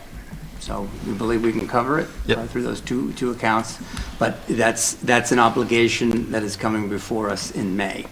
So just after town meeting, so we would need those funds immediately thereafter to pay that and pay that down. I was just thinking it was going to be a six-figure number. Well, it is Or, I mean, not a six-figure number, right? Seven-figure number. Right. So with that said, I think Article 1 and Article 2, you don't typically make any recommendations for that, but Article 3 is the two bills that we from two different prior years. So I just ask for the board to start voting on some of this so we can. We can group these. So I went through, I think I have a list of what I think are non-controversial things we can recommend that don't have any XXX numbers in them. Article 3, bills of prior years. Article 5, the revolving funds. Article 6, the water enterprise budget, and Article 7, the sewer enterprise. Article 8, the capital items. And then Article 9 is the Indian Hill, which doesn't have a number, so let's not recommend that. 10 is the community preservation budget. 11 is LCTV, receipts. 12 is the compensation grid. 13 is capital stabilization, all of which I think we should recommend because, again, they're pretty boilerplate. 14 and 15 are the two debt exclusion ones that don't have numbers in them, so we'll skip those. We might have, actually, for 14 and 15, keep going. Okay. Let me just go back. If we could just return back there. Transportation network funds and stormwater management don't have final numbers in them. So we'll skip those. 18 is Neshoba Board of Health, which we should endorse. 19 is electronic voting, which we should endorse. 20 is Croft Circle, which I think we should endorse. And then the next 5 are, I think I'm not ready to recommend those. The water infrastructure, sewer articles, line item transfers has no information, and the sewer operating budget doesn't have numbers in it. Mr. Chair, have we inserted these already? We have not inserted them. So should we insert them before we vote? Yeah, on that's the part of the position? vote after this, that we'll insert it, and then also the order too, if you wanted to change any of the order for it as well. Subject to town council review. Well, the order is up to the board, right? So if you say it would be better, there's a certain art as to the order of a town meeting. So we really don't have any anchor items that typically you put more of the weighty items at the end of the town meeting to keep people through the entire event. It's really nothing like that here. We do have the sewer items that are probably at the end, which I think might qualify for some of that, but again, that's entirely up to the board. In terms of changing order, that's not up to town council, that's up to you. So I am fine with the order. The only one that's confusing me is Article 24, which is amending the sewer fund, enterprise fund operating budget, when we already had one that's sewer enterprise fund operating budget, and I don't know if those two should be closer together. We certainly could do that. 24 is from last year, and Yeah, 24 is this year, is the current 24 is fiscal this year. year's budget, All right. and 7 is next year. One's the borrowing to pay for the debt, and the other is the. All right. So Mark, if I think I hear what you're saying, you would like Article 24 to go after Article 7, so. Let's put them together anyway. 7 to go Yep. with 24. I think that's. Just, it was confusing me why we had two. Yeah, let's put, And since they're so far apart, it's very You're right. hard to. I think that makes let's good put sense. 24 after 7. Yes, agreed. That makes sense. Other than that, I guess I'm okay with voting to insert these and put them in that order, unless anyone has any objections to that. I'm fine. Okay, Okay. So moved. so we need a motion for, So moved. So we'll get to the motion. So to that, we do have that. We have to switch between different products. Chuck, so bear with me. You looking to move the select board vote to finalize insertion, that motion? Right, so, let's see, so this is the articles, and then, so I think this would be, this is the motion on A. So Chuck, if you could go forward with that. Move the select board vote to finalize insertion of the following articles as listed. As listed, is fine. Onto the warrant for the May 1st, 2023 annual town meeting, subject to approval as to form by town council. Right. And that's the thing, again, it buys us a little bit of time so that we can work with Eva and Tom on finalizing these pieces. We get a few more numbers, but at least in principle, you know what the document looks like, what are the things we're going to be talking about, and of course, what items didn't make it as well on us too. So, and then these are the 24 articles from that. And then we continue on. Well, we need to vote on that motion. So you vote the That's motion. fine. That's fine. Do we want to do the and? It's an and. Oh, okay, sure, yeah, okay. Yeah. So, just real quick, the one thing that was on this list that is not is the senior and veterans work off. We don't need to vote that anymore? No, we actually checked in on that because it was voted on last time. That was adequate. We did ask about that, though. You're right. Okay. Are we doing all three ands? What's that? Are we Yeah, doing please, all the three ands. Yes, sir, yes. And move the select board vote to order the articles as presented. As amended. As amended. And move the select board vote to close the annual town meeting warrant, and move the select board vote to approve and sign the annual town meeting warrant for posting. Second. Motion made by Chuck, seconded by Mark. All those in favor, please say aye. Aye. Okay. The motion carries 5-0. B is some of the recommendations. We talked a little bit about that, which ones and the groupings, the ones that you felt comfortable about that. If you wouldn't mind, Matthew, to run through those again. Sure. For myself and for the. Here are the ones that I listed. 3 is bills of prior years. 5 is revolving funds. Yep. On 4, is there an issue? I think I just left it out because it was the whole budget, but I think we're okay. I don't have, think there's any since gaps on it's that what one. we voted on at the last meeting, sure, Correct, let's do 4 as well. Yeah, So and I have received confirmation too, Mark, you're asking, with the adjustments made for the Board of Health position and Sustainability Committee, both of those have been done. Okay, so bills of prior years, 4 operating budget, 5 revolving funds, 6 water enterprise budget, 7 sewer enterprise fund, and then 24, which is going to be next, we won't recommend because there's no numbers. Capital items, 8, yes. Indian Hill Rehab, no, because we don't have numbers. 10, community preservation, yes. 11, LCTV receipts, yes. 12, compensation grid, yes. 13, capital stabilization, yes. 14, debt exclusion, no. 15, use the debt exclusion, no. Okay.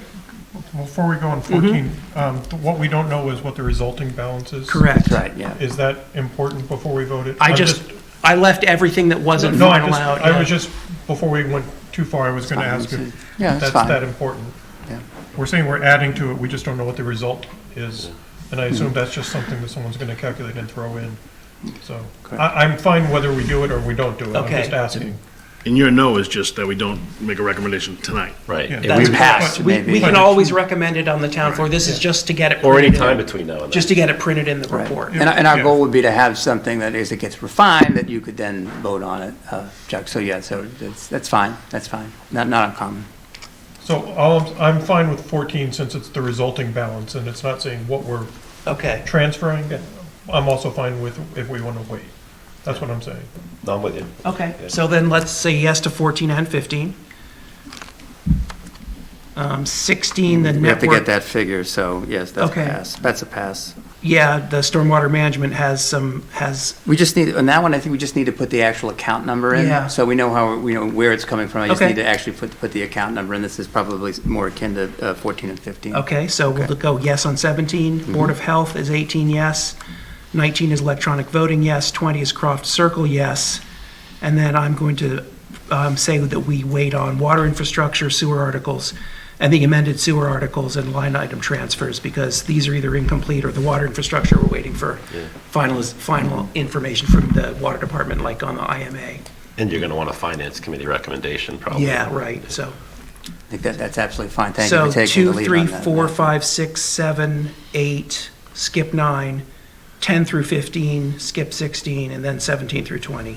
So these numbers just shifted a little bit, but if we place 24 at 8, Yeah, everything yeah. shifted Yep, down, right? yep. But as numbered, printed, yeah. so- Yeah. Okay. Is the funding of the rehab of 3236 King? Right, that is in there, that is Article 9. The update we had provided, Chuck, was we're meeting tomorrow with the OPM and architect I on actually was on listening site. on the way in. I did hear And so we know we're going to have a figure, we just don't have that figure right now. And so the idea would be that we come to you before town meeting as to what that would be. The good news is, Chuck, from the different investigations that we've done and the inspections, everything was I heard that, yeah, I was pretty good. listening on the way in, I did hear you say that. Thank you for all that time and All right. effort that's been put Great. into that. And Matthew, thank you for moving that along. That's perfect if you could vote. And so I propose we don't do assignment tonight. We keep Yes. going forward with the rest of the agenda. So can I move to recommend the articles that you just listed Oh, up? yeah, yep. As they fall into whichever number system Yeah. we have. Move the select board vote to recommend articles as listed of the special town meeting report. And to approve the annual town meeting report, subject to approval as to form by town council. Second. Motion made by Chuck, seconded by Mark. All those in favor, please say aye. Aye. Motion carries 5-0. Thank you. So your little note, that's public record. Well, I can give it to you, I can give it to Ryan. Okay. All right. Mr. Chairman, I suggest that we're noting the time, it is 8:40, and we had on 8:30 the cannabis host community agreements, and town council's here to speak to that. Yep. If we could take that out of order, if that would be okay? That's fine. I will have to recuse myself for this, so I will step out, and Mr. Wilson will be the chair while I'm gone. Have fun.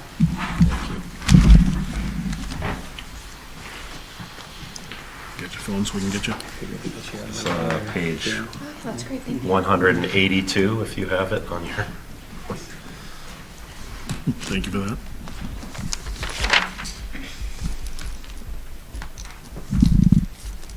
All right. All right, so this was a discussion on the cannabis host community agreements.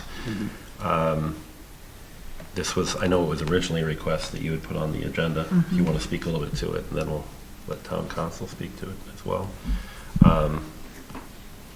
So we have in this packet, we have your initial email, then the changes to Mass General Law regarding the community agreements and community impact fees, host community agreement listings, letter from town council, reference to Littleton Apothecary in the draft revised HCA agreements with Littleton Apothecary, Community Care Collective, and MRM Associates, or Industries. So, do you have anything you want to speak to, or go right to town council? I'll just lead into it. So back in May, I started requesting that we look into what was going on with the second retail cannabis license that had been awarded by this board, as there seemed to be no movement on that license, which was granted by this body. So there's just been some time getting to this point, just trying to figure out what is going on with our HCA agreements. And I think that's something that we need to do better as a board as well, as far as monitoring those agreements and the commitments that they make to the town, making sure that they're reaching their expectations, and that we just need a better checks and balances system with that. There was some legislation that was changed, and that's where town council came before us and pointed out those changes and steps that we needed to take with all of our HCA agreements. So I'll let town council speak to that. Absolutely, thank you. So when I was last before you, I think we discussed, as Cindy just said, generally what changes needed to be made in your HCA agreements. So I worked with counsel for Littleton Apothecary. You can go to the screen. So I worked with Littleton Apothecaries Council, Community Care Collectives Council, Sanctuaries Council, and MRM Industries Council on discussions about amending the existing host community agreements. I also spoke with Sanctuaries Council.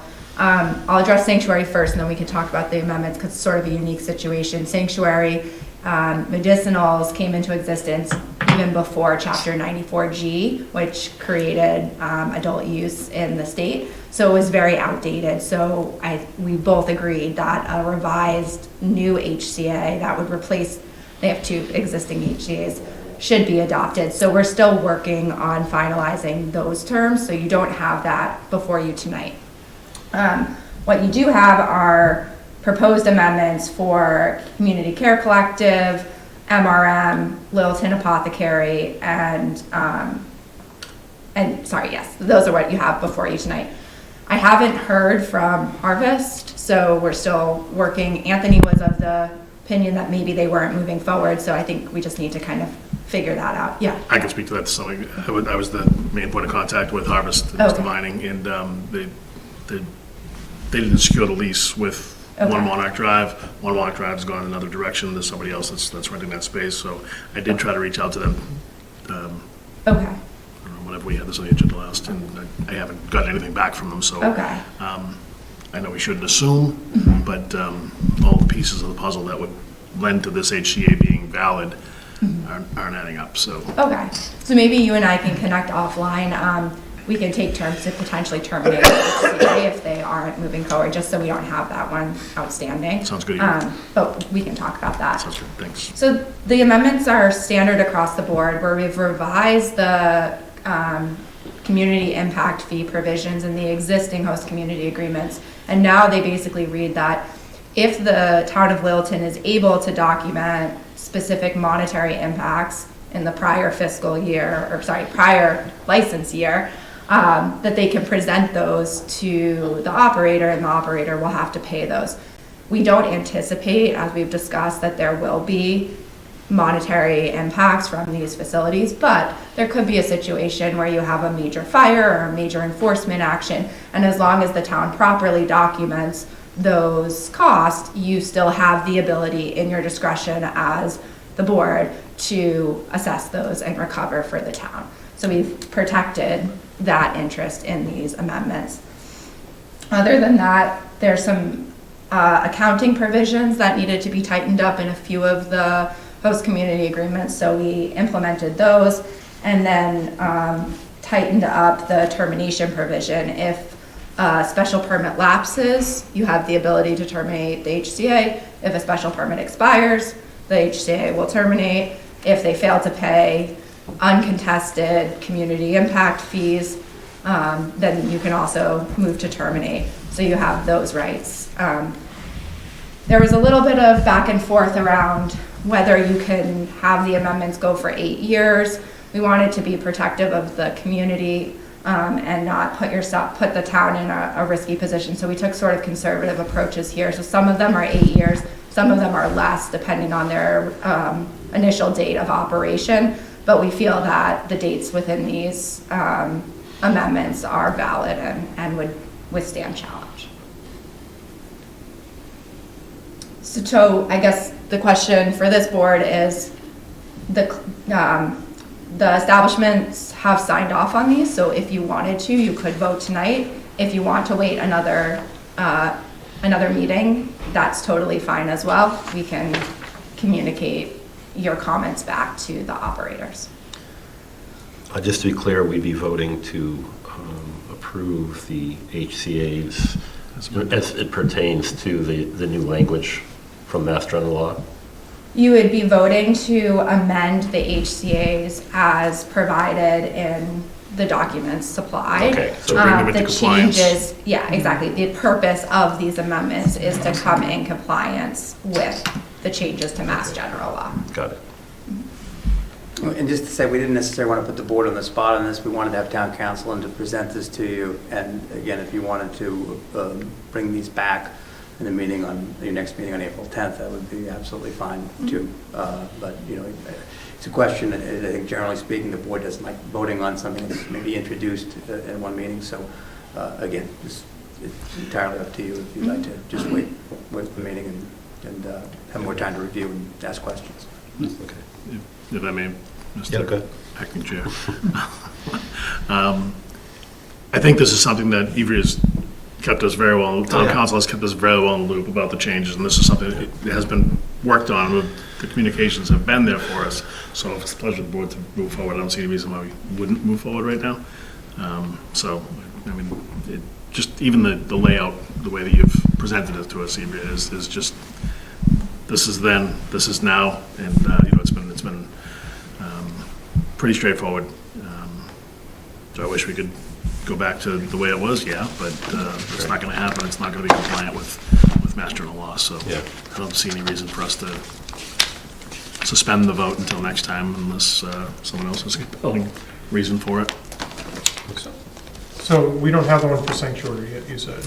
Correct. So Sanctuary has has a host community agreement for their medicinal use, and then they amended it, I think in 2018, to add adult use. But there's a lot of references to the Department of Public Health, to regulations that are no longer valid, and so we felt that just an entirely new HCA was the proper course, and it's just taking us time to send the drafts back and forth between their council. Okay, so the only reason I would say to delay is so that we can do them all together. But to what end? To what benefit? So May as well get these in place so we're compliant with the ones that are before us. Well, then because if you do them all at once, you can sit there and say that they're all the same, or they're not the same. The sanctuary is different, somehow it's different. Do you want to? It is different because it's cultural. It's not retail. It's cultivation, not retail. So it is different. So there's no rush. To Chuck's point, there is already a cultivation one here. Community Care Collective has both a host community agreement for cultivation and production and another one for retail. MRM is just cultivation and production. To my knowledge, no one is at their license renewal stage this month. None of our operators are, so there's no rush. If you wanted to wait, it wouldn't harm you. But we anticipate the sanctuary's host community agreement will align with all these other ones. You're basically, it's not a standard form, but basically the same conditions are going to be in all of your HCA's. As dictated by the state. Yeah.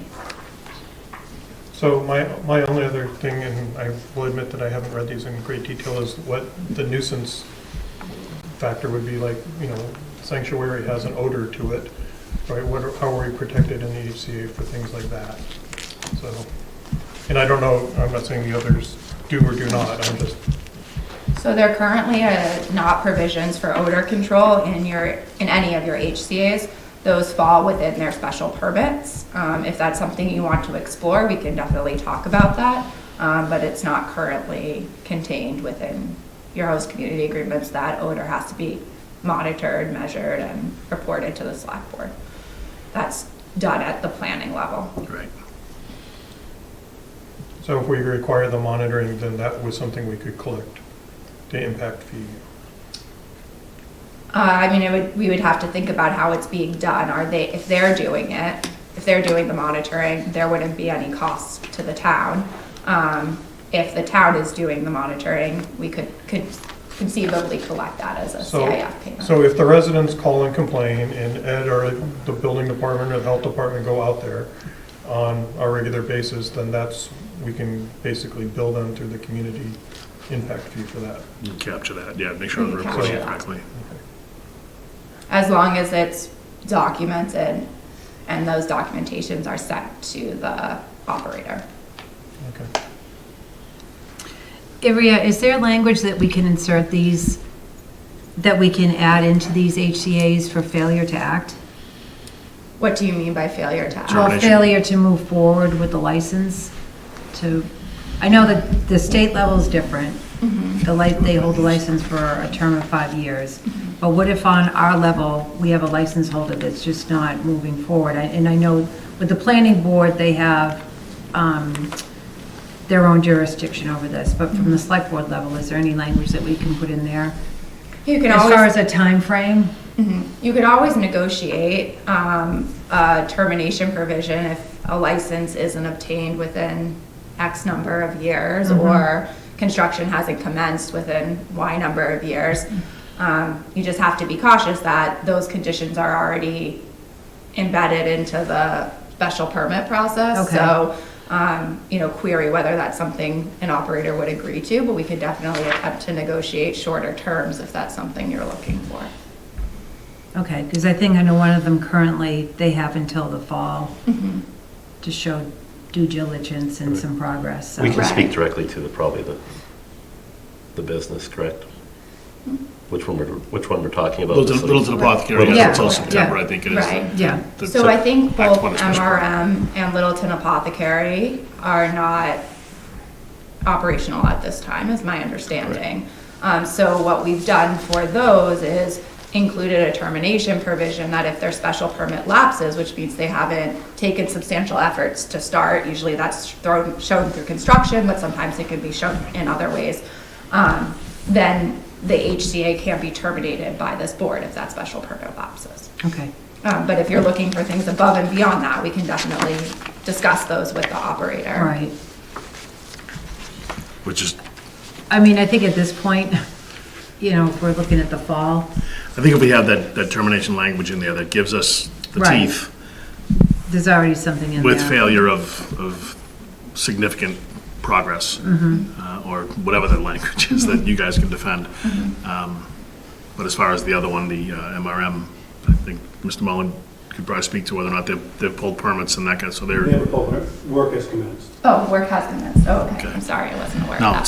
Thank you. that's why he's here, so I figured may as well. So there's currently no recourse on continued communication with this board, unless it's specifically written into the HCA that we will get updates and to change the HCA with language like that, you'd have to get the operator to agree, Correct, because we've already given the HCA, correct. So when we're talking, we'll talk about Littleton Apothecary. We are pretty much handcuffed until November. Well, so they've agreed to the changes that Right. EVIA has proposed. Correct. Right, which includes the termination provision Right. relative to the lapse of their permit. So, at least to some extent, they're committing to pulling permits and taking that substantial action within the time period.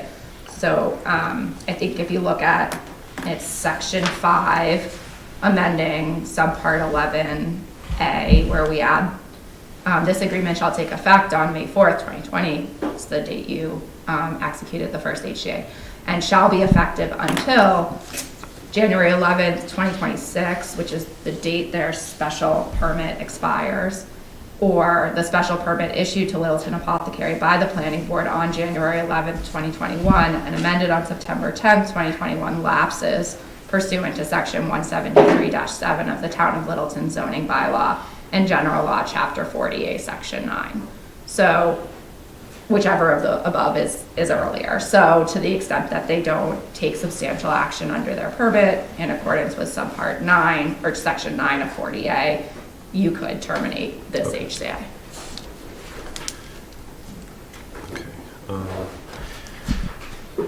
Any other questions on this? Because I know there are individuals in the public I would like to hear from. If you have a specific question while you're here for the attorney of anything we haven't discussed or something we've discussed relative to the tree. Gary? No, I noticed It this. looks like you're looking at me. Oh, But my eyes aren't what they used Oh, to I'm be. sorry. No, I'm sorry. Somebody raised their hand next over there. Oh, Jillian did. Sure, Jill. Raise my hand. Could you come up? Can you come to the mic, please? Sure. Thank you. Hi, Hi. I'm Jillian Hufnagel. I lived at 58 Spectacle Pond Road. I'm concerned as to why it has taken so much time to receive updates on this particular topic, and I would love to hear why it's taken so much time. I know I've sent correspondence on this as far back as last summer, asking for updates on this particular topic, and I would love to hear from the board why it's taken that long. I would also love to hear from the board why we are considering renegotiating an HCA for a business that has not opened. I don't know if you want to take the second one. I'm not taking the first one. Yeah, I can take the second one. So the current HCAs that we have with these establishments, whether they're in operation or not, potentially conflict with Chapter 94G as amended last year by the legislature. The operator is required to annually submit the host community agreements that they've negotiated with the town, with the municipality, to the Cannabis Control Commission. If the commission finds that those agreements are not in compliance with the state law, then they can require us to change them and potentially fine us. So we are proactively taking steps to make sure our host community agreements are in line. With the establishments that are not operational currently, they're still going to have to submit the HCA's at some point in the future, and we want to be sure that we are protected in those cases. That makes sense from a legal perspective, but as a taxpayer and a resident of the town, if I reach out to the select board and I have concerns about the fact that this business has not moved forward, and I send multiple emails requesting that the topic be addressed, and I'm told multiple times that it's not going on the agenda, and I'm told multiple times that we don't have any updates whatsoever, it seems to me that there's a huge conflict of interest on this board, one of the individual who has been recused from this topic, which is the appropriate thing to do. But I think it's a failure of the board to not respond to this in a way that was more proactive. Can I speak to that? Sure. Please, thank you. It wasn't for a lack of trying, to be honest with you, because I personally made many requests to bring this before the board and have a discussion. So for whatever reason, it kind of never came to fruition over and over again. I'm just being very honest with you. I appreciate that Yeah, so much. and we did receive your letters. We did receive Ms. Bronson's inquiries too. And I did make requests to bring this before the board starting last May. So This is legitimate tax revenue that we're missing out on. If I may. Yeah. So it absolutely is, and certainly we're all taxpayers too. So we issued 2 licenses. We didn't have to issue 2 licenses, but we saw the opportunity to get some revenue. If we're going to do it, if we're going to play, let's make sure that we get us whatever revenue we can out of this. Unfortunately, for lack of response from the operator or the potential operator, the individual that holds the license for local apothecary, communication's been very challenging, so we haven't been able to get updates from that perspective. And to Ms. Napoli's point, we have reached out on a number of occasions, to try to get this particular subject matter on the agenda, and we, for whatever reason, we weren't able to get it on the agenda for being... With all due respect, considering that we have a board member seated at this table that is related to the individual, the owner, that's just unacceptable. It's just unacceptable. I appreciate you saying with all due respect, Julian. It's on the record. I appreciate you saying with all due respect, but I was trying to finish my point. Please do. No, I'm sorry. You made your point. Thank you. Thank you. Right, any further discussion? So it sounds like there's are we agreeing to wait for the last ones to come in, or do you want to vote on the ones that? I'm comfortable voting to put the other ones forward. I'm not going to die on the hill either way, but I just think they're before us. Evie's done all this work. It's to Ms. Hoffnagel's point. Yeah. Why not move forward with these things? As they come up, why not? I would rather wait, but I'm not going to die on that one either.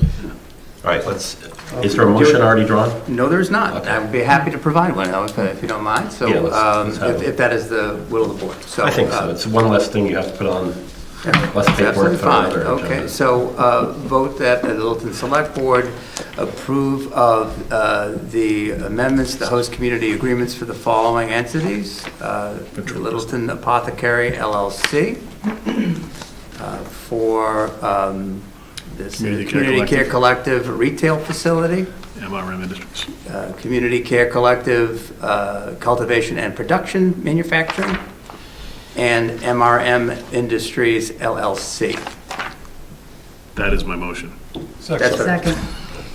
It's moved by Mr. DeCoe, seconded by Mark. All those in favor, please say aye. Aye. Aye. It's unanimous. Thank you. Thank you for members of the public that came in. Gary, I'm sorry, one more Sure. point. I'm seeing it on the board, I didn't mention it, but G7 Labs LLC, their Yeah. HCA was in compliance with the revised Chapter 94G, so the attorney for G7 and myself agreed that an amendment was not necessary. Okay, thank you. Thank you for your work on this. Yeah, no worries. It's nice to be in compliance. Yeah. Ms. Houston, is this relevant to the topic? Yes. Oh, please, come up. Anna Houston, 55 Jennifer Street. So I would like to be able to ask town council a question through the chair. Sure. Thank you. So with respect to the sanctuary, which we were just talking about, as a member of the planning board, I certainly will talk with my chair about what we can do. But one of the reasons that I think it is relevant to be speaking about sanctuary at this particular board is because of the fact that the enforcement officer and the Board of Health is part of the purview of the select board. And so anything that we can do to work together as select board and planning board to be able to affect changes with the odor that happens over in the area near sanctuary, I think is really critical. Folks have been living with those smells for years now, and so many changes have happened that I think it's really important to be able to understand what the impact is on the local community in that area. So I would ask that the select board be able to do that, and from a town council perspective, if there's any advice that you can provide, and in relooking at the HCA, whether there's anything at all that can be done, because it has been affecting folks pretty seriously. Okay.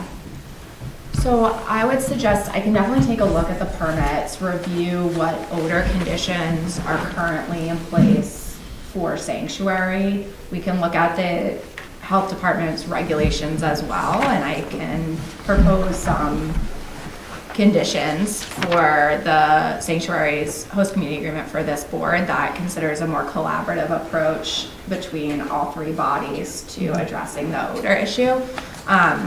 Obviously, sanctuary will have to agree to condition themselves in that way, but we can try to work something out to make it at least easier for residents' concerns to be heard and addressed. So just one question. So in your opinion, or anything you've seen historical-wise in Massachusetts, I know a smell doesn't necessarily mean unhealthy. So there's a fine line. If the business is doing everything with regulatory, filtering and everything else, and there's still an odor, outside of something in an HCA, there's no, in your opinion, if you've seen anything historical which could say that there's still a smell and we want it gone. And I mean, it's a business, I understand, and they, just like everywhere else, but it could be any business that has an odor to it, right? Right, so lots of businesses have odors. Right. If there hasn't been a documented health issue and the Board of Health hasn't adopted regulations to address it from a health perspective, then we would have to look at it from a planning board permitting perspective. What conditions are in the permit and are they complying with those? And if the answer to that question is yes, then we can turn to the HCA to put more rigorous standards on it. The CCC's regulations do include provisions for odors, whether those are sufficient or not for each particular establishment and community. Those are local decisions. And if we feel that they're not sufficient in this case, we could talk about what are some options from an HCA perspective. But assuming they're complying with their special permit, they're complying with the Board of Health regulations to the extent there are any, we would be looking at something above and beyond that we would be agreeing to in a contract with them. Okay. Thank you to town council, and thank you to the board for hearing this particular concern. I'm going to let the chair come back on. Is that, You can. are we done with the for this? discussion on the cannabis? Yeah, you're not speaking towards anything. I was going to. Regarding that, come on up to the mic, please, and you can go ahead. Okay, thank you. Thank you. Hi, Dave Lilly, 215 Taylor Street. I'm less than a quarter of a mile from the 234, and the smell is really bad. And I know when they were getting their permits, they said there was going to be no smell, so I just didn't know. It seems like they should be held accountable in some way to, when they say to get all these permits and everything else, that there's not gonna be a smell. And there should be some sort of consequences for a business not doing what they said they were gonna do. You know, I don't know what that would be if you could put a smell ordinance in, but it is, we can't go outside some days with our kids because it smells like pot. I don't think any of us would want that in our yard. So that's about it. If you guys could put something in place that, and I think it would be very, very beneficial to the local neighbors. Thank you. Thanks, Dave. Is that the end of that item? I believe it is. I noticed Littleton Apothecary is on this one. Do we see his name? Matthew? She should just skip it. Skip it. Okay, just skip that one. I noticed But the one rest of didn't them have his can- name at this one. But you didn't, sorry, Is it? because you recused yourself, you didn't vote. It's up to you whether you choose to sign. but Okay. I might suggest that you just not sign. I'll just skip all of them then. Better, safer for me not to do anything. Okay, thank you. Okay. Mr. Chair, can I just make a suggestion? Yeah. Just for if we have town council still here, I believe Mr. Cataldo's in the room, so we do have an item here that it's the vote to execute the purchase and sale. If we could take it out of order. Yes, let's do that next. Keep Mr. Cataldo. That would be 7E. That is 7E. Yes. Purchase If I and could sale just agreement of 12 Robinson forward Road. that, yes, so it's the vote to execute the purchase and sale of 12 Robinson Road. Let's see, the motion is in, we've been discussing this in executive session. We had the discussion earlier with historical, with the request for the CPC money to maintain what is the term? I'm forgetting. Historical provision that it be tracked. Mr. Cataldo, I don't know if you have anything else you want to add to that, but we've been putting in a lot of work to this to get to this point. Thank you for seeing me tonight, board members. We have signed the purchase and sale agreement. As you can see, our attorney with the agreement with town council is holding on to the $30,000 deposit. We did agree to make a contribution to the historical commissions for the monitoring of the preservation restrictions. So we're moving ahead and appreciate your consideration tonight.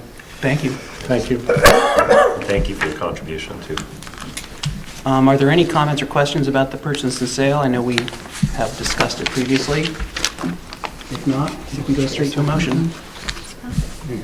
Vote to approve the sale of 12 Robinson Road to Joseph A. Cataldo Jr. for an agreed-to price for said premises of $300,000 and 0 cents. $300,000 and 0 cents. Second. Motion made by Chuck, seconded by Cindy. All those in favor, please say aye. Aye. The motion carries 5-0. Thank you. Chair to sign. All right. So many signatures tonight. Thank you. So I believe we're back to policies and regulations. So I can speak to this, Mr. Okay. Chair? Yes, So please. the policies that were in the packet aren't the ones that we were going to discuss tonight? Okay. That's fine. And I emailed the ones that we were going to discuss tonight separately to the board. I don't know if you've seen them. The ones in the packet tonight are ones that I reviewed with Chief Bernard, which are something that we still need to discuss. I don't know if you want to table this and just put everything together and have one conversation at a subsequent meeting. I would rather look at, I looked at the packet, I didn't look at the other What I sent. policies, so. There were ones that we previously discussed and they reference our changes. Oh. Where we So- can vote on it? Where we could vote on it. So that should be pretty straightforward. Okay. The ones I reviewed with Chief Bernard are going to be a little more involved, so I don't know if you want to just do them all at once at a later meeting. Well, we could vote on the ones that we talked about before. Is that what you're If saying? everyone's comfortable with that. I'll There were ask. some changes in there. I don't remember seeing your email, so I don't. I sent it this afternoon. Well, there was an email this afternoon?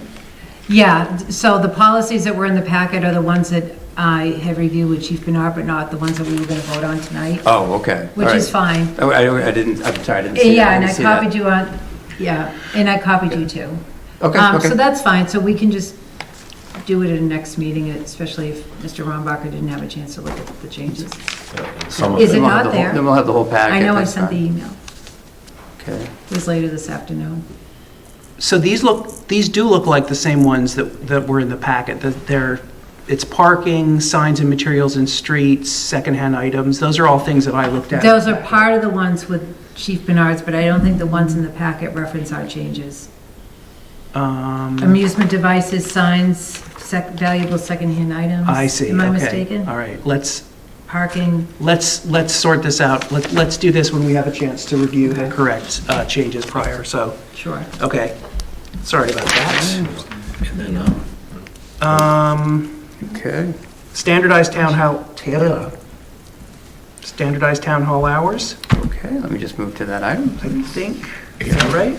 Yes, that's correct. That's Okay. correct. Yep. Doing good. Okay, so this was something that we had discussed at our last select board meeting. One of the things that confuses people sometimes is when they come to town hall is, when are you open? So, that's pretty basic, so we probably want to get that down and have something that, at least in terms of when we think about it, how we know our baseline departments are open for set periods of time.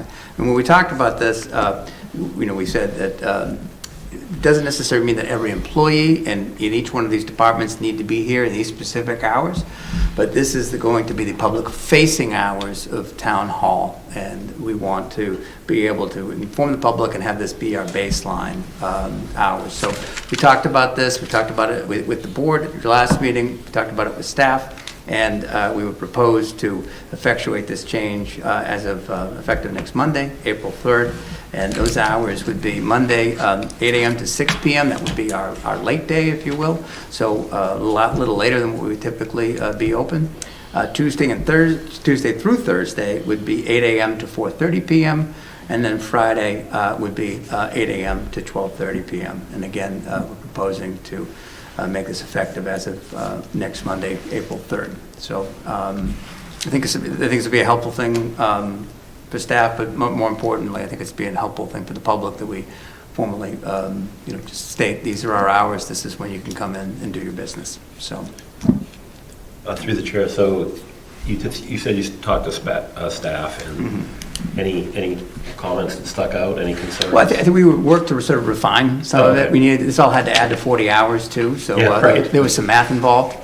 So we were able to manage that. That was important, making sure we got the number right. But so I think there was general acceptance and understanding of that. And we had sort of informally in different ways had done this, but we wanted to make sure that each department is being held in the same standard and not different expectations for different departments. This just sort of solidifies that and does so in really a standardized way that we see in a lot of other municipalities, the types of hours that they tend to have. So, if I may, Mr. Chair. I was also part of that conversation, and I support the changing the hours. I'm in that discussion with the town administrator's office. The building department will still be opening at 7:30 for the contractors. So it might not be published up here, but it's more of a public service announcement. Sure. So I want to speak to it. Thank you. Right. I figured. Any other comments or questions? If not, motion. Sorry, go ahead. Just a couple. We're going to publish these somewhere? Like Yes, on yes. doors and the website? And the website, yeah. So this will probably be something under news and announcements to do that. And then, of course, changing a baseline design where people get on, what are your hours? So it's, it'll be a little bit of administrative work on our end to clean it up where we have anything that differentiates that with some exceptions with Ed's department. Yeah. Maybe a banner on the common or something. Yeah, well, that'd be one way to handle it, sure. But I think it would be some cleanup too, and looking at each of our websites, making sure that how each department lists those hours and clean that up too. So, if the board approves this tonight, we can make that outreach to staff and make sure that they take that additional step. So this is known as the uniform standard that we're working on moving forward. Yeah, and we need to also make it clear what departments this is applying to, like, I assume Park and Rec's going to have different hours. Right. I don't know about EHS, but we just need to make sure it's clear. Agreed. So to Ryan's point, though, this is a baseline, right? The core. This is what we consider core. There will be a presence in all town hall offices from these hours. that'll Correct. cover these hours. Correct, that's the idea, so that, and again, there may be, there may be the kind of thing where one staff member stays on for those late hours. Yeah. And so we want to provide flexibility. We don't want this to be handcuffs on people, but we do need to have the public when town meeting is, or when town hall is open and when they can come in and do their business. Yeah, I think our greatest concern when we discussed this before was that the departments that are one or two deep, and they've already set in their ways with childcare and everything else, and I think that's why I asked about the discussion with staff, and if there hasn't been any real glaring issues, then Well, I was thinking more also like when the doors are open and security for the staff, if, I'm just gonna pick on Liz, if her department's open till 2 on Friday and everything else is closed, what's the status of the doors in the building, right? That's where I was asking more of the questions. Sure. yeah. That's a discussion.